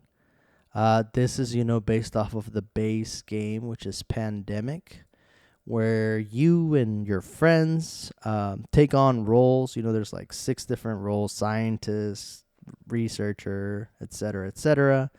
You're basically moving around this map, traveling to different countries, trying to cure these diseases. Every turn you get certain cards. You're trying to basically collect a set of cards, 5 of the same color, in order to cure the 4 different types of diseases that there are. Having these different characters that you get special abilities like being able to fly to different places or being able to put down research stations to travel between them, or even only needing 4 cards of the same color to cure a disease. Basically, the way you win is you eradicate all 4 diseases. The way you lose is you don't eradicate the diseases and they just pop off and you basically just can't save the world. Pandemic Legacy Season 1, it's a legacy game, but what's cool about it is, once again, head over to the legacy episode if you haven't had the chance. But it adds, that legacy aspect of it. You're adding basically it's played through 12 months, and every month you get something additional that it unlocks. What I really like about that version of Pandemic Legacy Season 1 is that the stuff you're unlocking every month is stuff that you can play after you're done playing. Basically, it's like you're adding an expansion to the game that comes with 12 different new things. I like that. I like the fact that it's giving you more replayability if you're tired of playing the base game over and over again. Also another thing that's great about it is it stays fairly light. Like, it's a light game to play through all 12 months of that campaign. So it's like something that's light work, but like it's still a lot of fun. For me, again, go to listen to the legacy episode that we put out, but for me it's going to be a keep. The nostalgia, the experience that I got from it, and everything about the game, I mean just the base game itself being such a classic, it's a keep for me. This is game one, two, three, four, five, six, 7. So we got 3 more after this. I'm saying it's a cut for the simple fact that we are, for 2 reasons. One, I do feel like just like how we say legacy games are games you have to enjoy playing multiple times. Well, I do enjoy that, there's always some cool stuff that this game adds. You're still playing Pandemic at the end of the day, and I don't think Pandemic would even be in my top 20, 25 games that I think I'd actively like to play. And also in the spirit of we got some more heaters on the way, I just feel like we just got some more heaters on the way. So yeah, Pandemic Legacy, I feel like is a pretty safe cut, and I'm excited for the other stuff to come out. Oof. Yeah, I mean, I really, really want to play Pandemic Legacy Season 1. It sounds like absolute heat. I hear like all sorts of crazy things about it, you know, that it was just like the kicked off the whole Legacy revolution because it was so damn good.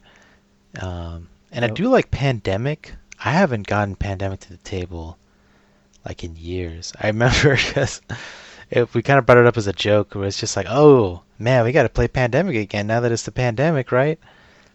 And like the joke just like never was fulfilled. We Came to never fruition. actually played it. I mean, I think we would like Pandemic Legacy, but I mean, we just haven't played it. There's a lot of like fancy new stuff coming out. We've played a lot of legacy games that are super heat, so like I wonder if like a lot of that hype came from the fact that it was the first one to do it for a lot of people. So it might be like less impressive to someone who's played stuff since then. I don't know if that's true. Maybe Yeah. that's not true at all. But yeah, like Aaron was saying, we got more to come. Like I don't want to waste a keep that I might regret. How many have we kept so far? We've kept 2. 3. We've 3. kept 3. We can only keep 1 more. Yeah, It's gonna baby. have to. Yeah. Yeah. It's gonna have to earn it. So I'm cutting this one. I'm sorry, Tona. No, all good, all good. You both are wrong, but it is what it is. Yeah, so we gotta keep going. We gotta keep going. This has been cut. All right. This next one though, is it Right. heat? This next one, Brass, Lancashire. Oh, Hell no. Hell Lancashire. no. Send that to the cut. Send that to the cut dungeon. Ugh. Send Yeah, that to the cut dungeon. yeah. So it's gotta be a heater. But knowing what's on the docket, perhaps its counterpart would be having a different Yeah, conversation. I'm holding out. But- I'm holding out for Birmingham. So as much as hey, obviously it's a great game if it's up in the top 25. But when we're hyper analyzing and trying to work with the AI to figure out what to keep. Sorry, for me it's a cut. Sounds like around the table it might be a cut. I don't want to speak Well, for it feels like y'all, another but Frosthaven situation where it's just like there's just like an obvious like 1 and 2, So it's like I can't spend it on Lancashire. I mean, I haven't played it anyway. I've only played Birmingham, so feeling cutty. all right. So we're cutting this one, This one's it. and the last one. Hit me with it. So we're keeping this, boys. No matter what this game is, Oh, we are baby. on our thrones. We are keeping Here this. comes the All heat. right. What, Tona? What is the heat? And the final game is going to be. Are you guys bracing yourselves? I'm holding on to my butt. I'm clenched. The last game to rule them all Come on, baby. is going to be Seven Wonders Duel. Oh, Oh, that's a baby. heater. Oh, baby. We held out. We We held held out out. for the king. Oh yeah, like high Oh, key, dude. Like when we talk about just foundationally good games and then foundationally good two-player games, I don't think we could have done much better. Like when it comes to like those standout two-player games, especially like Duel. Anytime I see Duel, if it ain't Seven Wonders, it better be Splendor. And since Splendor's not part of it, I guess we'll settle for the number one, which is Seven Wonders Duel. Absolutely amazing. yes, sir.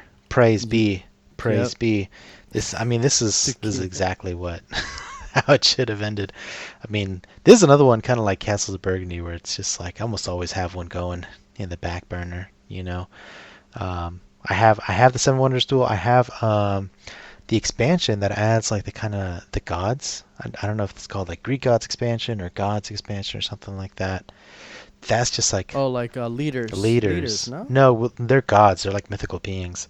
Um, but Oh, okay. it just adds like a little bit of like, Cholula right on top of the beautiful dish that is Seven Wonders Duel. Yeah, I mean that one's like it's such a perfect game. You can just hop that out whenever. But then it's like pretty strategic also. So it's just like chef's kiss. We did it, boys. If there is one game that is a two-player game that I've wore the tape out on, it's gotta be Seven Wonders Duel. I mean, it's everything y'all have said, and like the replayability on this is like crazy because just the way you have to stack the cards when you're building each age, and it adds so much different replayability to it, and the fact that there's 3 different ways that you can win, it's such a good game to end it all. So that's our keep or cut it. I'm gonna just go through the list one more time for everyone out there keeping track, keeping score. Our kept games were Ark Nova, Gloomhaven, Castles of Burgundy, where the rest of the Wobbers were incorrect, and Seven Wonders Duel. For the cut games, Nemesis, Clank Legacy Acquisitions Incorporated, Spirit Island, Twilight Imperium 4th Edition, Pandemic Legacy Season 1, and Brass Lancashire. So with that, my friends, that concludes our WAB Thoughts. Keep cut it. Hey yo, is that a shining star? Nah, it's just the spotlight of the week. Oh, Victor, I know you always cooking. I know you want something to tell the fans. I know you're just ready to educate them. They're ready to learn. So, listeners, grab your pens and pencils. Start taking some notes because, Vic, what you got cooking for us today?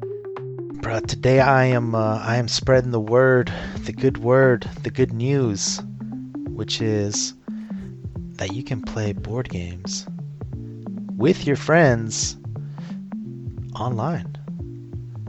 Nani? This is boardgamearena.com, baby.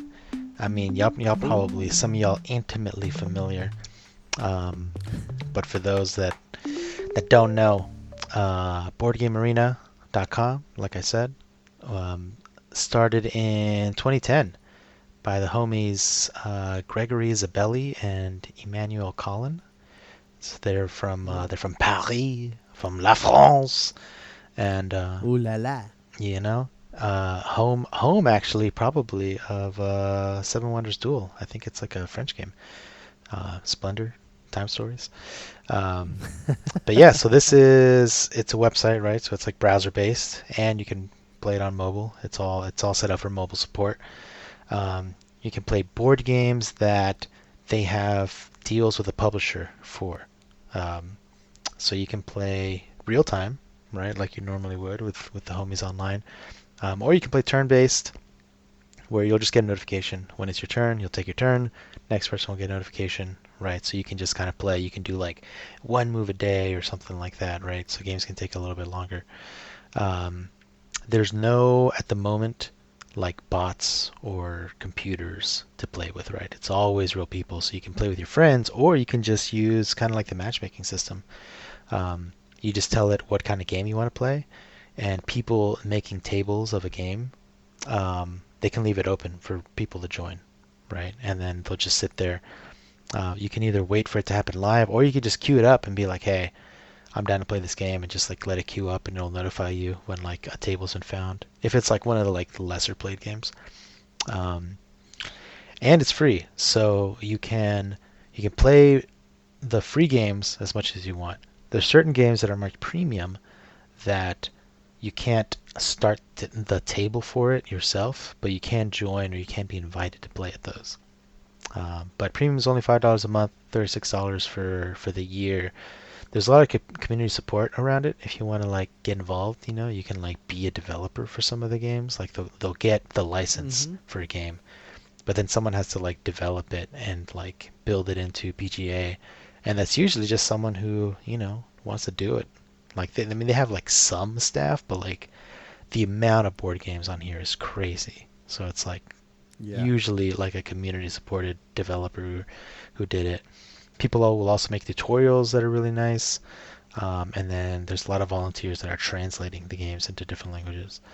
Um, so yes, you can just play with your homies. There's tournaments. There's kind of like an arena mode, right, where there's kind of like a season, and then you'll get placed like silver, bronze, or whatever. I haven't done a ton of that. I've done some tournaments just for fun and gotten clapped, but yeah. So yeah, I was real. I came in real confident about my skills, and It's a Wonderful World, and I was quickly humbled. Um, so yeah, so what's interesting is that a lot of publishers will make deals to get their games on here, sometimes even early ahead of like Kickstarters or like retail release, just to kind of spread the word. Hmm. And so some of the reason they do that is like promotion. Some of it is like the profit sharing. Like they'll have a deal where like the more that game gets played, the more they get paid out. Almost like Spotify streams. Paying out Interesting. artists. Um, so it's kind of if it's a premium game and you have BJ Premium, it's kind of a way to support the publisher if that's something you really want to do. Maybe you do, I don't know. Um, but yeah, so for y'all boys, I mean, I know Tona, you've been getting into BGA. Like what got you into BGA? How long have you been BGAing? That is a great question. So I have been so I had to look this up because I have no idea. This has kind of just become part of like my everyday Every life where I'm day. like, "Oh, I got turns I have to take." So let me take all these turns.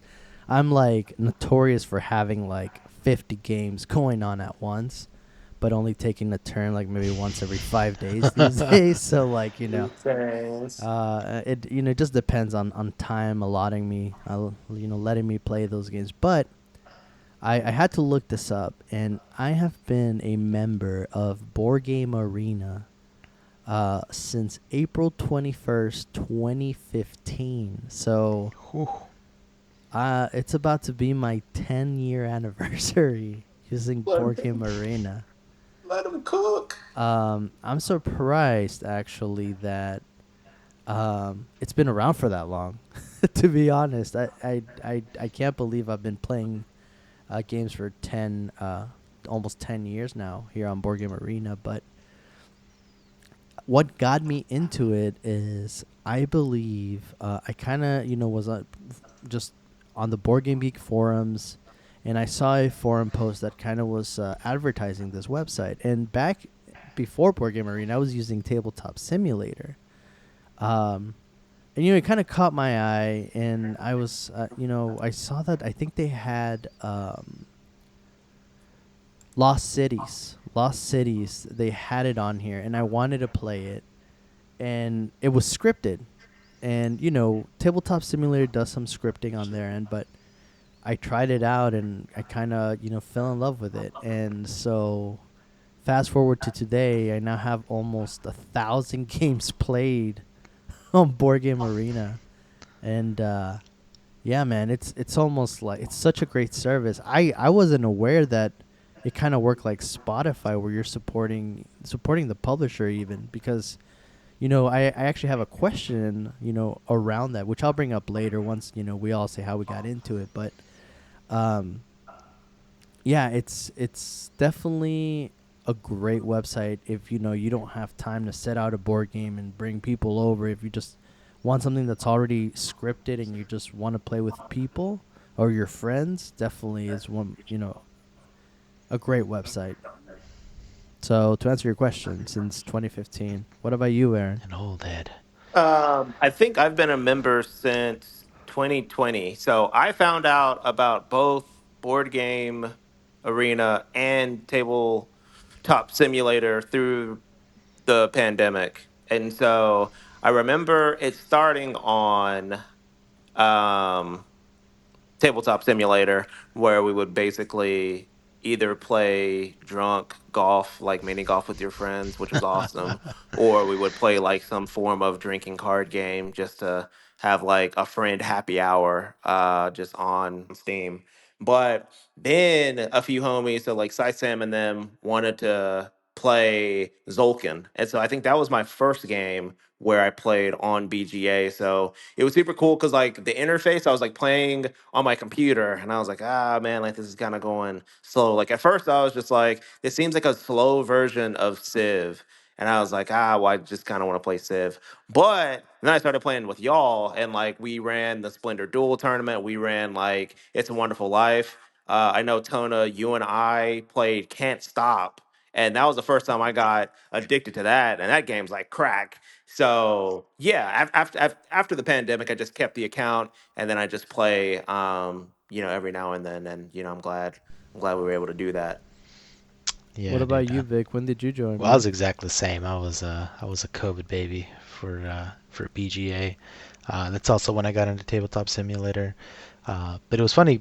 BGA at first I was more excited about Tabletop Simulator, right? It just like seemed more cool. You like um, more immersive, I guess, right? Because you had like this 3D thing where you're like Mm-hmm. actually like you can interact with the game, like sort of.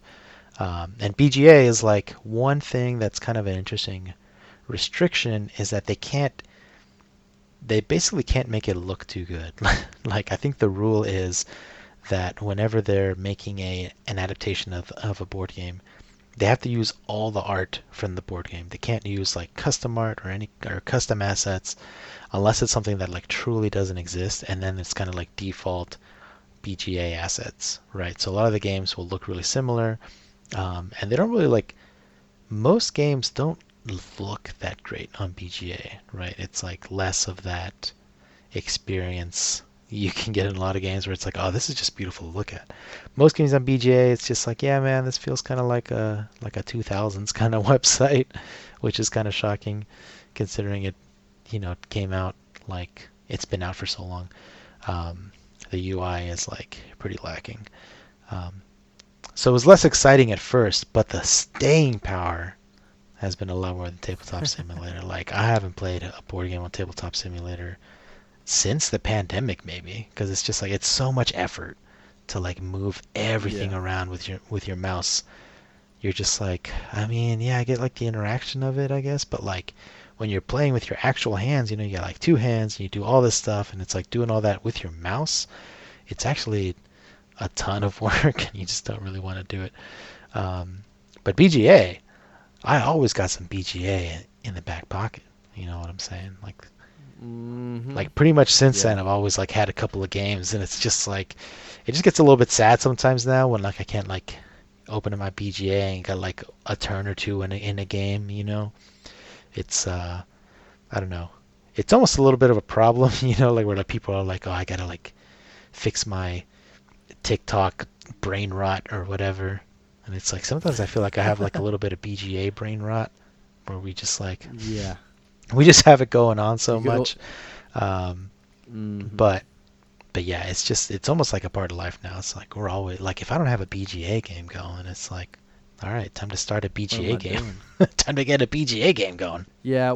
One thing, one complaint I do have about it is basically the route they chose to kind of support mobile browsers. So with iOS, I wish they would just make an app Yeah. because it's browser based and like the notification system is complete doo doo. Like it's just like not lit. And so Oh, does it like not work for you? The you can notifications?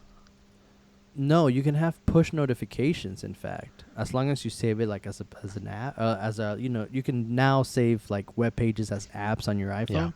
But like it'll stop working after like a day or two. Like it just won't work. Oh, So what? you kind of if you're on iOS, you have to kind of like rely on like the emails.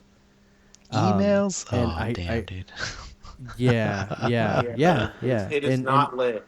it isn't, and so it's just like, for me, I'm like, I was hoping that they had figured it out, once I made it into an app, but no, it's still the same thing. So it's just kind of like, I wish, and also some games are just not meant for mobile, and when you try and pull them up on mobile, it's just like, I gotta wait till I get to my computer to take my turn because I have no idea what I'm even looking Oh, at. yeah. Hadrian's Wall, 100%. It's Hadrian's Wall. Like that game makes my phone tap out, and I'm just like, sorry guys, I just have to. Yeah. I need to get home. What was that French game we played, Vic? That was awful on phone. It was like it was like Oh, the dining dude. one. Yeah, I think it was just called Paris or something like that. And Parrot. it was about Yeah. cafes. You're like building little different types of bistros and bakeries and stuff. Dinner in Paris. Dinner in Dinner in Paris. Paris. That's what it was. Yeah. Yeah, that one on the phone, dude. I was like, yo, I Oh cannot my play this God. on here. It is. It just like didn't Now, one scale. Like thing you couldn't zoom into anything. So it was just like you just had to Yes. click like on the tiny little view. And I think it was one of those. So this is like very important. It's like, does the game support undo? Because some of them don't. Like the more popular ones that like True. the developers like worked harder on, you know, they have undo. But a lot of the other like lesser games, less popular games, I mean, they won't implement all the undo stuff because it's actually pretty complex logic to do. And so once you click, you're locked in. And then Dinner in Paris, you can't even Yes. like zoom in right. So you just have to hope and pray it clicks on the right thing with your, fat thumb. So constantly it was just like, I just give up, dude. Like I had a strategy, but I Yeah. misclicked, and now I'm doing this. Yeah, I feel like that's happened on a couple games where, like, I just assume they all have undo. And then, like, once I click something, it's like, nah, you're locked in for life, baby. That was your move. But I mean, again, obviously having a lot of game, especially now, I feel like they're releasing a new game like every day. Um, I mean, it's gonna have some pain points, but yeah, definitely great website. One thing that I want to point out also is like, which is like newer for the website, is like they've started to add, like tutorials that you can do for these games that basically like, well, the game will run you through like, not the whole game, but part of the game, so you are able to learn by clicking through their game, and now you're ready to play with like people. You know what I mean? I think that's awesome. Yeah, and some of them are like so well done where you're just like, damn, I just feel like I was playing the game a little bit with like hints from somebody. Um, but it's all community supported, so it kind of depends on what you get. But you start to recognize the names. You're like, man, there are like 4 or 5 people out there just doing the Lord's work. It's crazy. Pumping them out, Pumping dude. them They're Just out. pumping them thankless out. work. Yeah.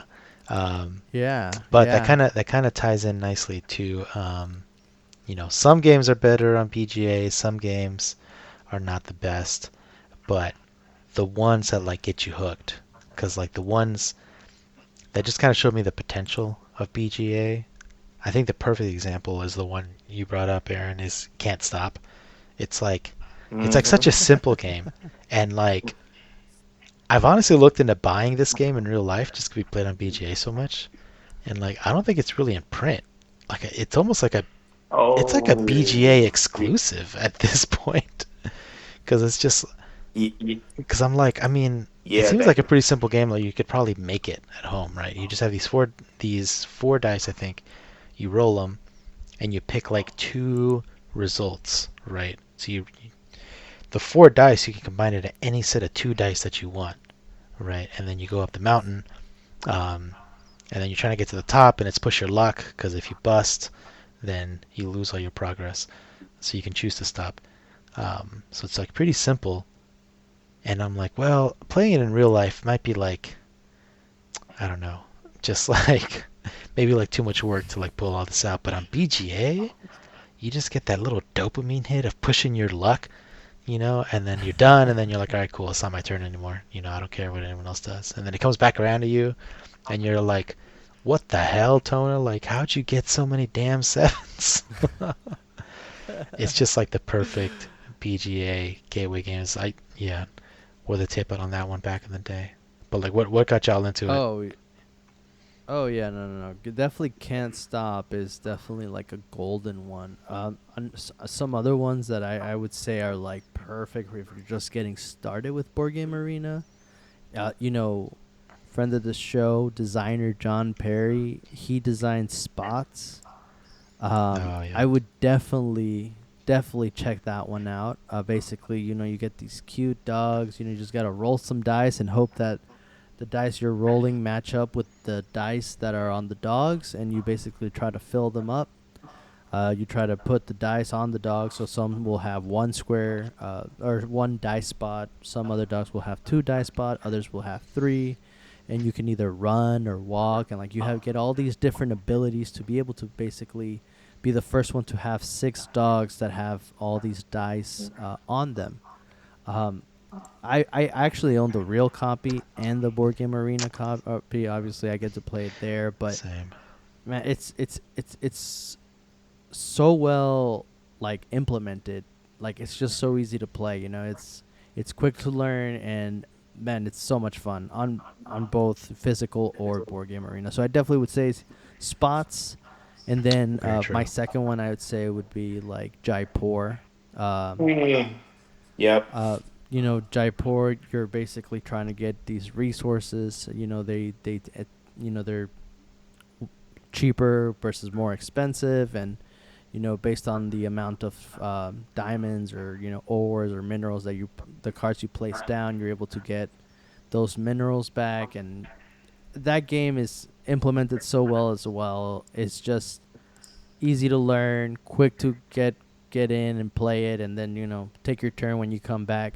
And I think where Board Game Arena also really shines, which I haven't really like talked about a lot, is the games that like you don't have to like remember as much where you left off. Like it's kind of like you can see it all displayed on the board, and I think Spots and Jaipur it does that right now. If you're playing some heavy Euro on Board Game Arena, like I've had to like take notes and be like, okay, if Victor does this, then when you come back, Tona, you you need to do that. But if he doesn't do this, then you need to do this, because like there's so much going on that you're just I feel like you just won't remember. So Spots and Jaipurs are my picks. What about y'all? I think Splendor is one that I think plays extremely seamless. It's a simple game to set up. Um, I also want to say It's a Wonderful World is a really good one as well. It's a Wonderful World is annoying in real life because with the small cubes and stuff like that setup can be pretty, a little daunting. But also just like shuffling the cards, making sure each phase is going to have the right amount of cards to deal in. The more you play, the more wear and tear on your cards there become. A lot of bending. I'm a bridger, so cards get bent all the time. So being able to play that game, which is an extremely good game, and not have to worry about like bending my cards or having some wear and tear on my copy, I always like that.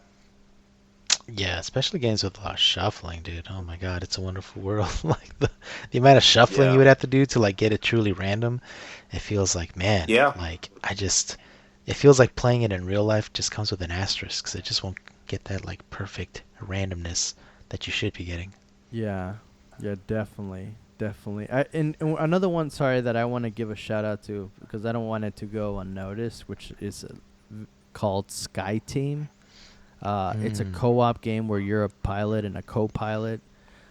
Basically, you're trying to land this plane while trying to, avoid like hitting other airplanes. You're trying to make sure you're at the right altitude when you land at the airport, and you're also trying to make sure that you're um, basically traveling without, just crashing into the ground.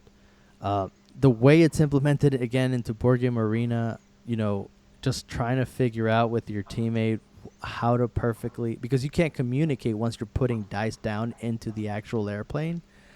So it's basically just like trying to read off of what your other teammate is doing extremely well implemented into Board Game Arena. So definitely want to give a shout out to Sky Team as well. What about you, Vic? Besides Can't Stop, the other one that we wore out the tape was Seven Wonders Duel. Absolutely heat, because like it's another one True, with like a deck of true. cards. You got to shuffle it and place it in this like special order, and it's just so nice when you put it up on BGA, and it's like boom, the game's set up, and it's like it's not even a long game, but it's just like oh man, there it is. This is Yeah. quality of Yeah, life. so I play that one a ton on Board Game Arena.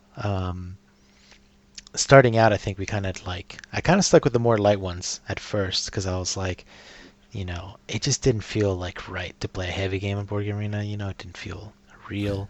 I mean, that has definitely changed. But the other one I used to play a ton. It's the only game I've really ever played with randos very much. But like, I just be like, you know what? I got a hankering for a little deception, and I'd go and play Love Letter, real time. I would just jump Mm. into a table online and just play with some homies. Um, sometimes even like the 8-player version. It was just like a pretty chill way Ooh. to just like wind down. Love Letter's like a pretty simple game, right? You have one card, you draw a card, you play one of the two, and the other one is like, your like secret identity, right? Um, and you're basically trying to survive to the end and keep the card that you have a secret, but also have the highest card at the end.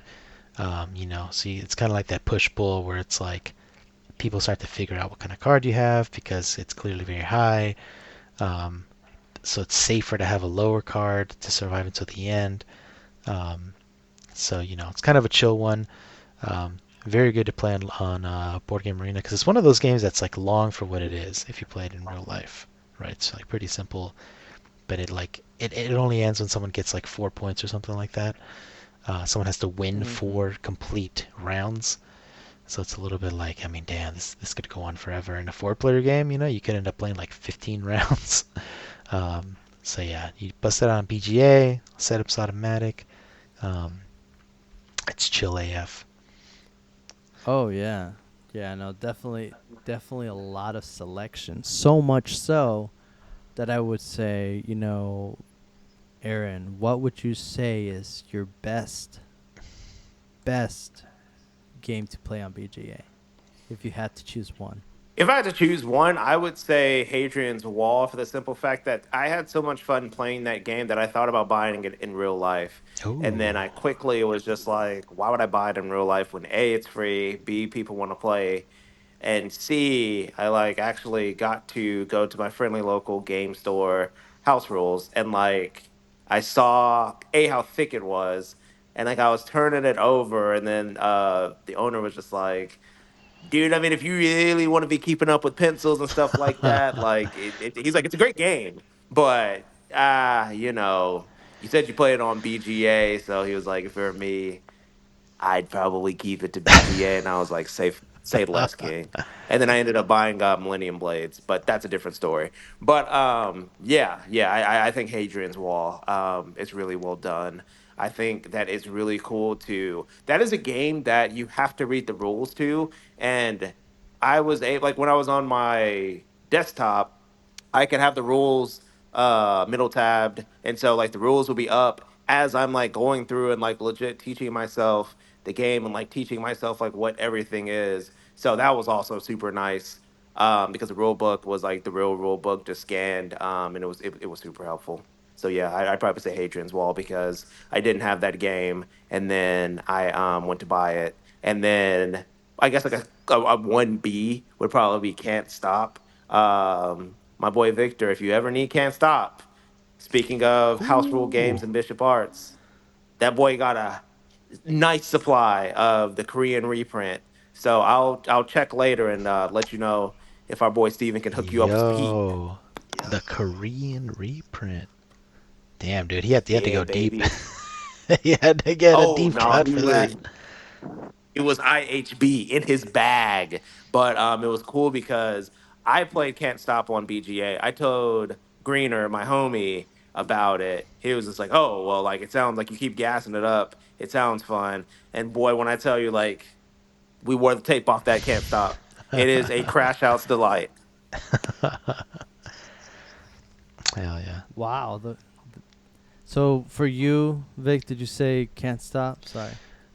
Well, I think like one of my top ones is another one that we've mentioned, and there's another one like I always got one bubbling. I always got one on the stove, keeping it warm, which is Arc Mm-hmm. Nova. Cause like Oh, that's another whoa. game.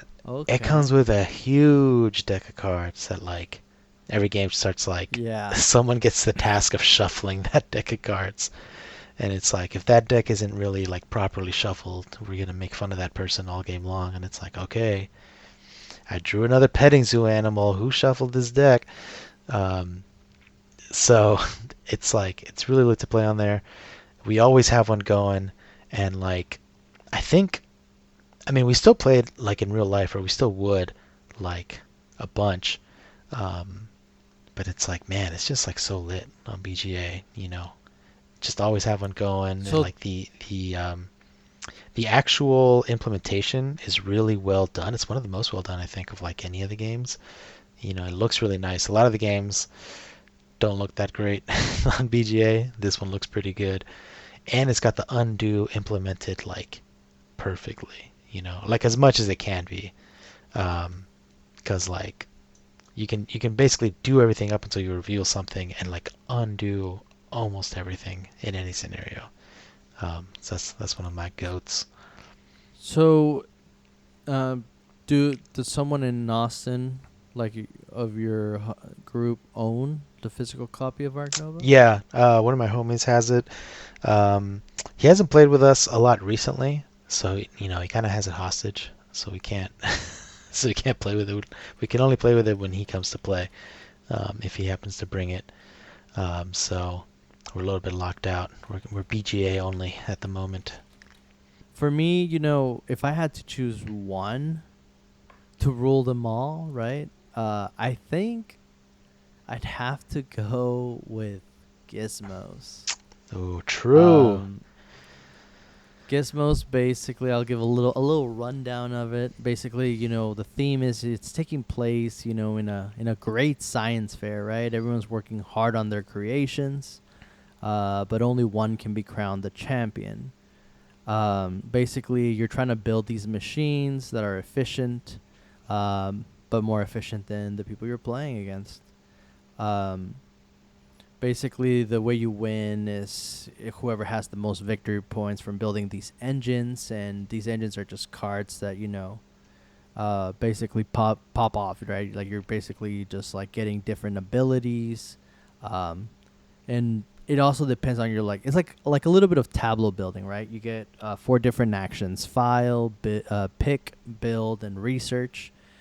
And when you start building these engines, they kind of like start synergizing with these actions where you're kind of like popping off multiple different actions at once. If you have the right cards that are triggering off each other, it's just basically like a trigger happy game, right? Um, I own this game. It came to BGA, and man, I played so much of it on BGA. It's so well implemented.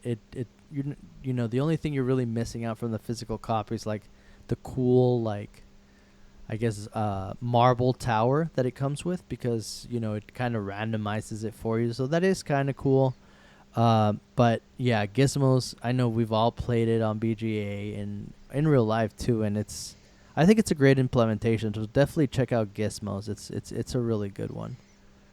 Yeah, make me wanna get One one thing going. I yeah, exactly. One thing I did want to segue, which is kind of ironic because we kind of all three touched on it lightly, um, and that is, what is y'all's position on these games being on BGA, and has it changed the way you purchase games or keep games even? Because Aaron, for instance, he kind of lightly mentioned when it came to almost getting Hadrian's Wall.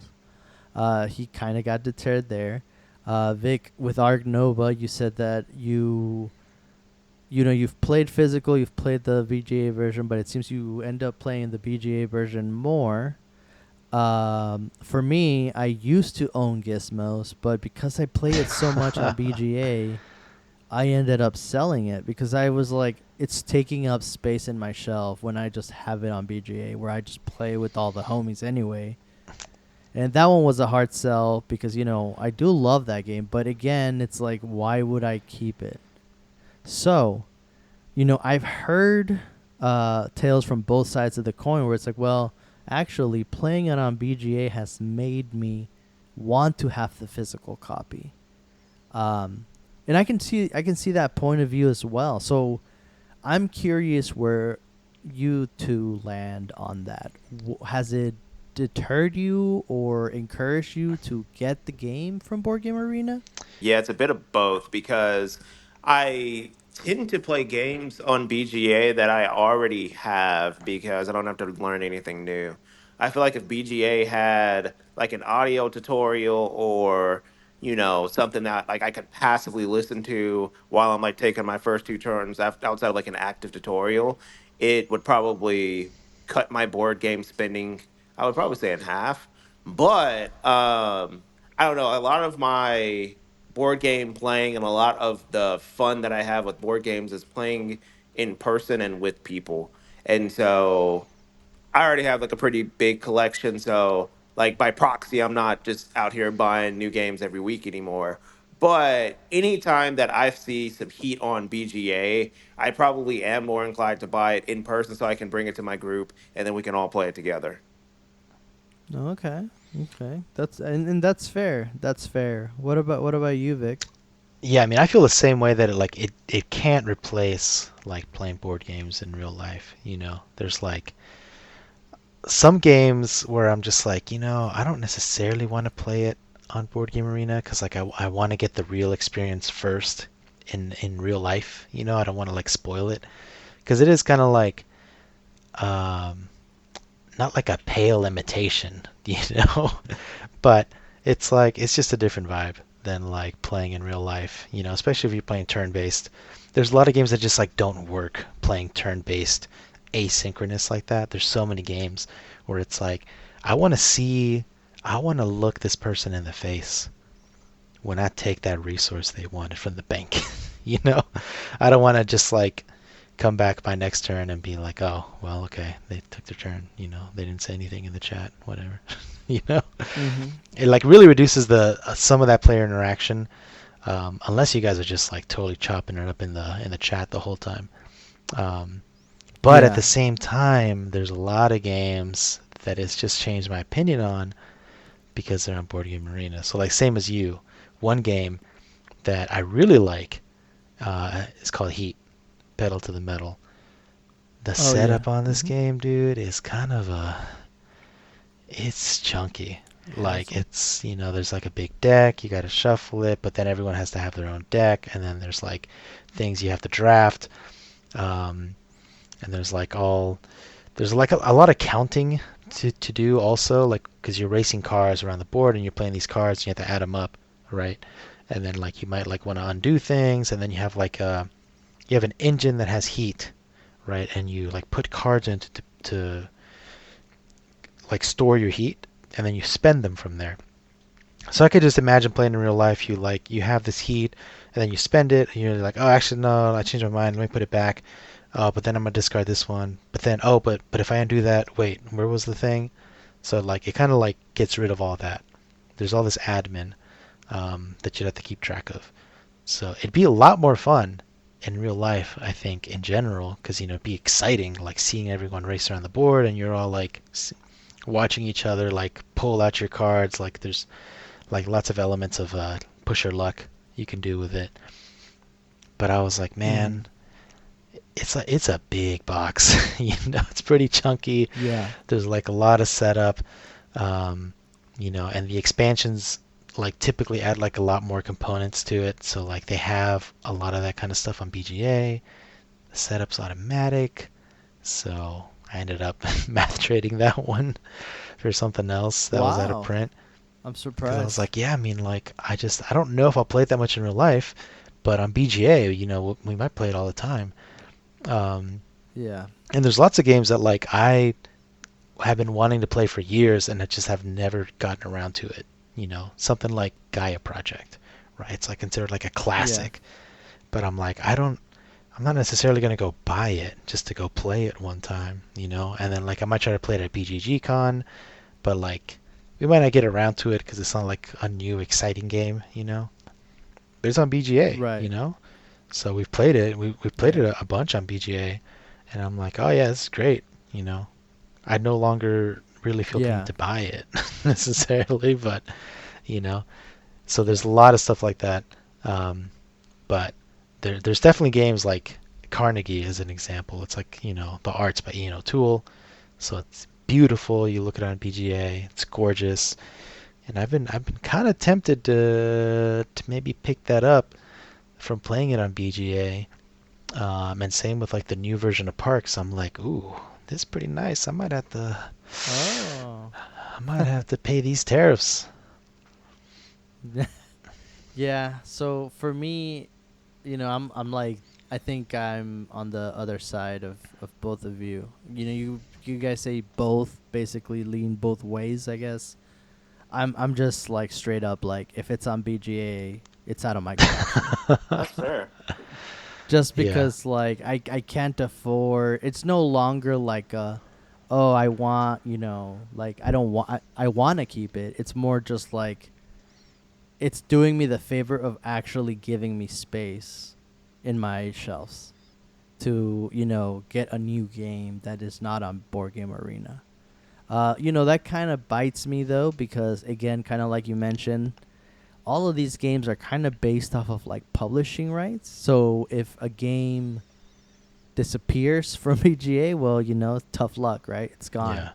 Yeah. Um, so it does kind of make me hesitate sometimes. But like for instance, like Gizmos I sold, Arc Nova I sold. Arky. I Spots is still in my collection, but again, that's because it's a small box. So it's like it's not really taking up any space. But yeah, so a lot of these games, once they hit BGA, I'm like, I can't afford to have it in my collection if it's already on BGA. You know what I mean? So Yeah. it's just like a thing of like, once you get, to 700 board games, it's like, okay, I need to just get rid of it if it's on BGA. Well, that's pretty funny that you sold Gizmos because it's on BGA. We started after I played your copy of Gizmos. I saw it was on BGA, so I started playing it with my friends. My friend and friend of the show, Josh, bought Gizmos because we played it on BGA. And we played it in real life recently, so he might have gotten your copy. Could have been a math trade there. I mean, it's a great game. So physical game, So definitely a good one. But any last thoughts on Board Game Arena, Victor? Well, I think we're in an interesting point. So, like you brought up, it's like the streaming versus like physical media thing, right? Where like the convenience of things being on streaming means you don't have to like have a physical DVD or something like that, or VHS or whatever, or have it like downloaded on a hard drive.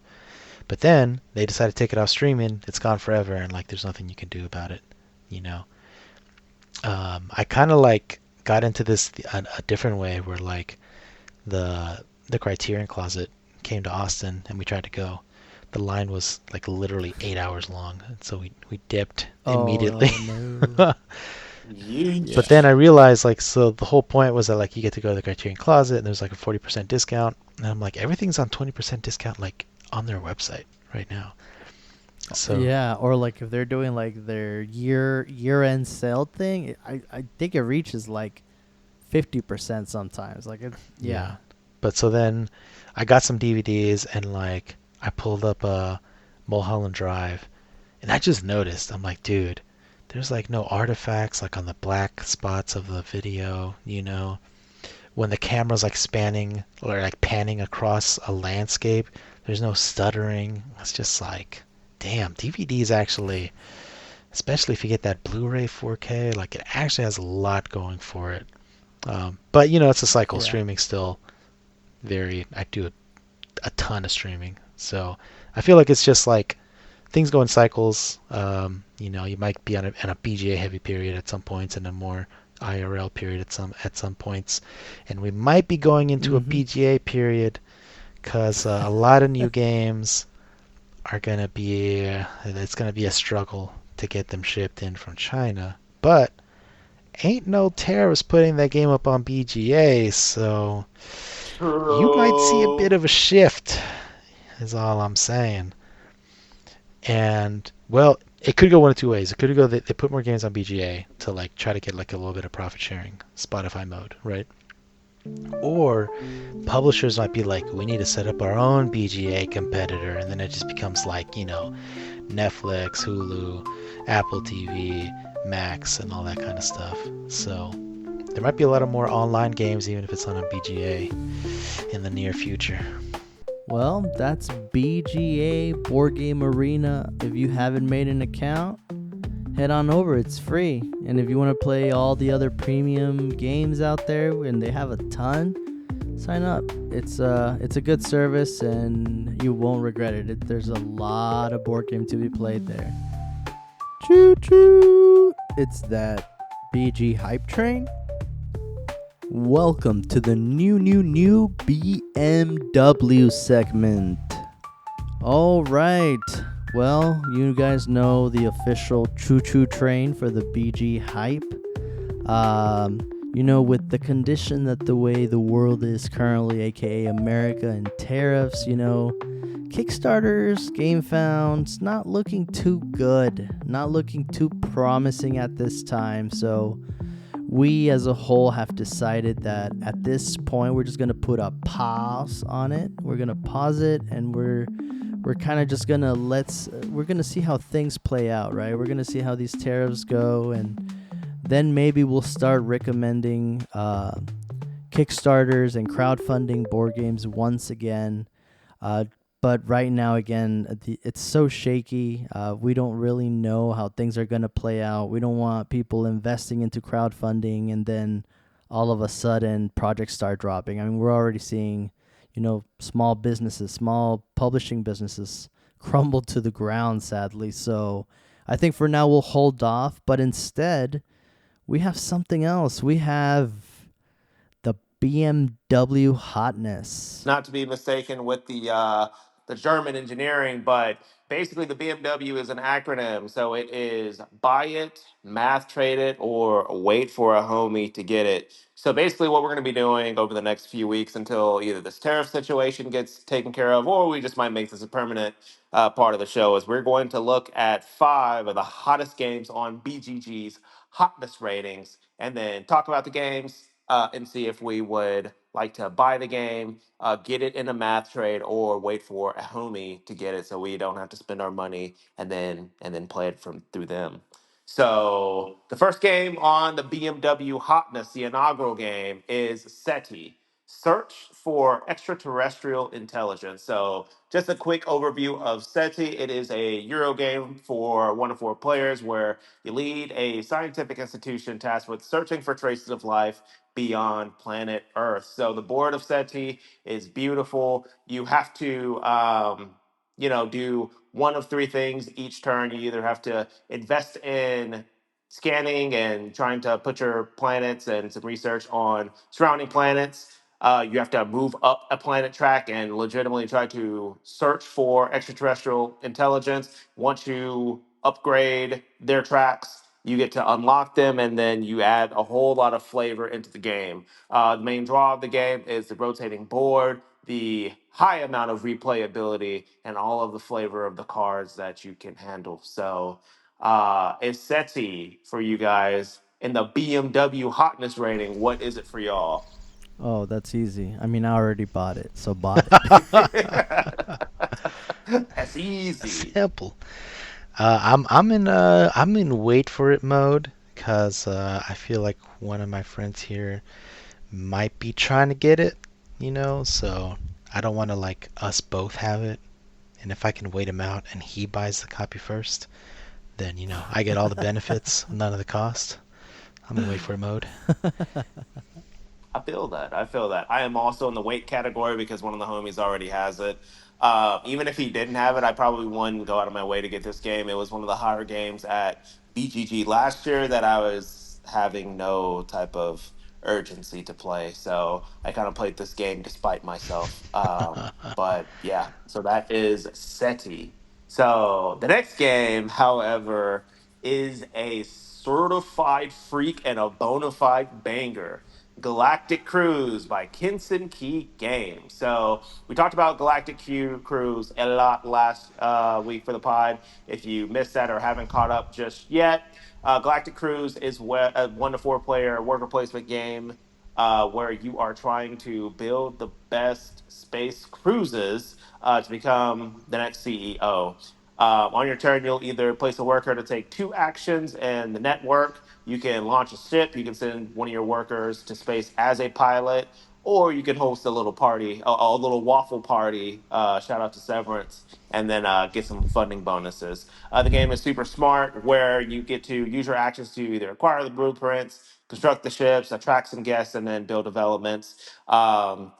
Everywhere it has an interesting mechanic of reputation and crashing out that reputation to get resources to help kickstart you either building your ships or getting some marketing to help attract guests while they're on the cruise to different events. I'll just say that I kickstarted this game. Thankfully, it was spared from the tariffs and it got here before all this madness kicked in. Because this, even if I didn't buy it, I probably would buy it again because this game is easily the most impressive game I've played all year. Yeah, so for me, just going down the line, I think for myself, I'm gonna do a little twist here. I'm willing to buy it or math trade for it. you know, Either way, I feel like it needs to be in my collection because this was definitely a great game of 2025. So that's where I'm sitting on Galactic Cruise. Oh, bro, I'm in heavy buy it mode. I just need to figure out how I'm going to buy it because I did see that I could buy it for like 120 right now, which is like, I mean, the base game was 90, so right now you're buying like a plus 30 surcharge for being late to the Kickstarter train.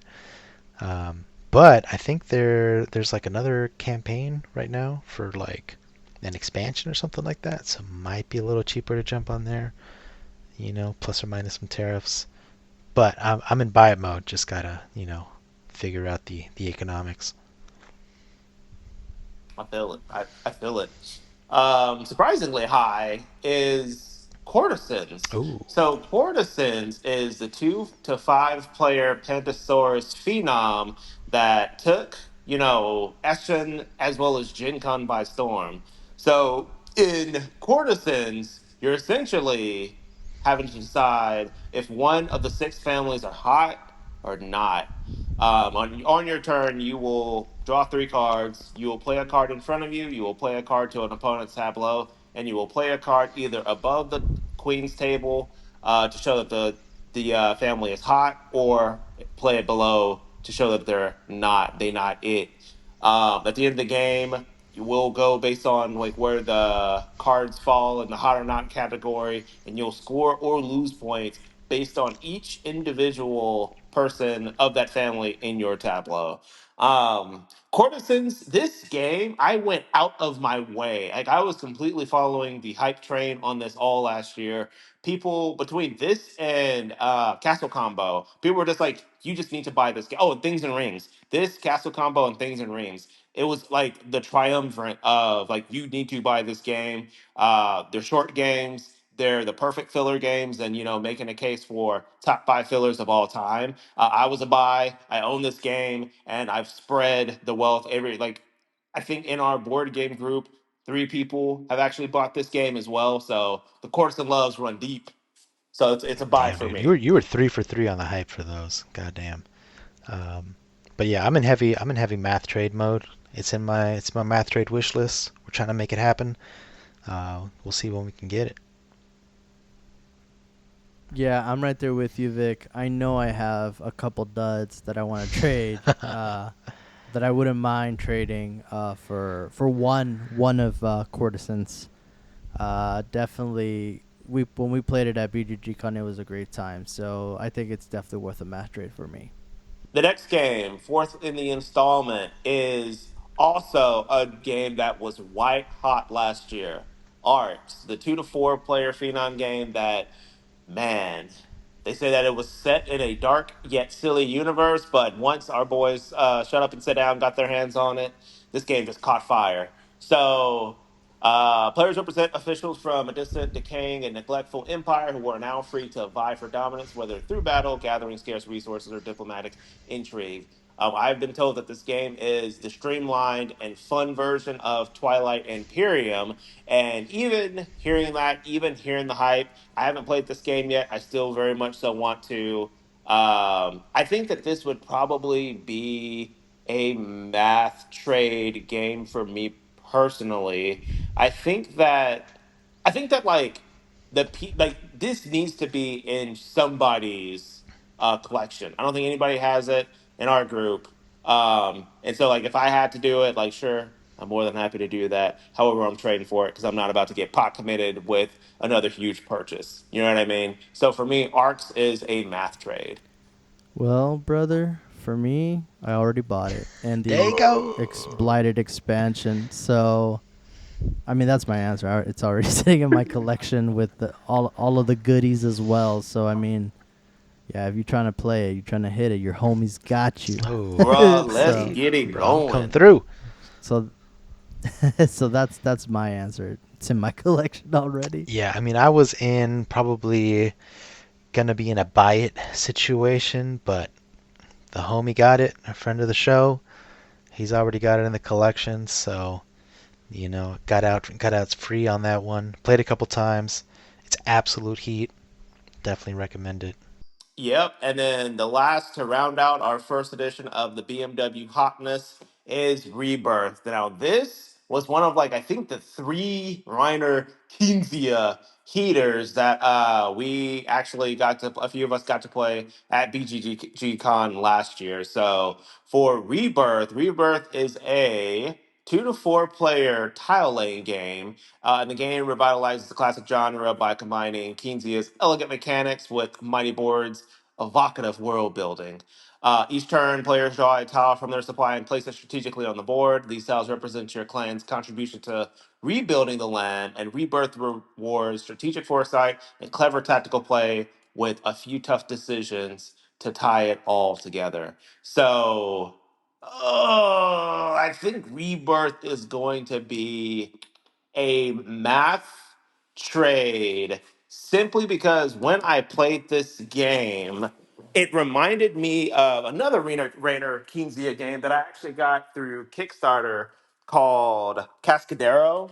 I personally like Cascadero a little bit better because, like with Rebirth, it feels like there's a lot of, oh, you went here, now I'm gonna just go right behind you. So it was a lot more reactive than you being able to be proactive, which I think Cascadero does a lot better. So like where Cascadero, you score points based on not only like building long lines and trains and all that kind of stuff versus just being surrounding certain areas or having like matching symbols. I just feel like the scoring mechanic and Cascadero played a little bit better. So if I were to say my thoughts on this game, it'd probably be a math trade. I still think it looks beautiful. I do think it's fun, but it is a little bit more on the simple and fast side. And I think more of those games need to be in my collection, but I just don't want to pay for them. Yeah, I'm right there with you. I'm tittering on the buy, but I think I can math trade. I think I have equivalent level of want for this game that I think I might be able to math trade for this one. But like the thing about this one, the reason why I really want to play it and have it in my collection is because its table presence like just scratches that like brain rot like cocoa melon side of my brain with those like Cocomelon. colors. You know what I'm saying? Like it's like high contrast where it's like, yo, you need to be looking at this. So like definitely was something I wanna get math traded for sure. I know I have some games that I can math trade for, so this is one that I'm looking out to math trade. Maybe if the price is right, but definitely math trade. I mean, I'm in wait for it mode. I think you gave us a review of it on the pod, and I was like, I mean, okay, sounds chill. I'd be down to play it. if the opportunity presented itself. But I'm not hankering to go out there and get it, so I'm in wait for it mode. See if someone hooks me up. Thanks for tuning in to We Are Bored Podcast. We hope you enjoyed the episode and found a little inspiration for your next game night. For more board game content and episode show notes, visit our website, wabpod.com, where you'll find everything you need, including updates and more. Don't forget to check out our YouTube channel, We Are Bored, for reviews, playthroughs, and extra content. You can also connect with us on Instagram at WeAreBoard for updates, behind-the-scenes fun, and all the board game eye candy you can handle. Until next time, keep playing, keep exploring, and remember, every roll, deal, and turn tells a story. What's yours?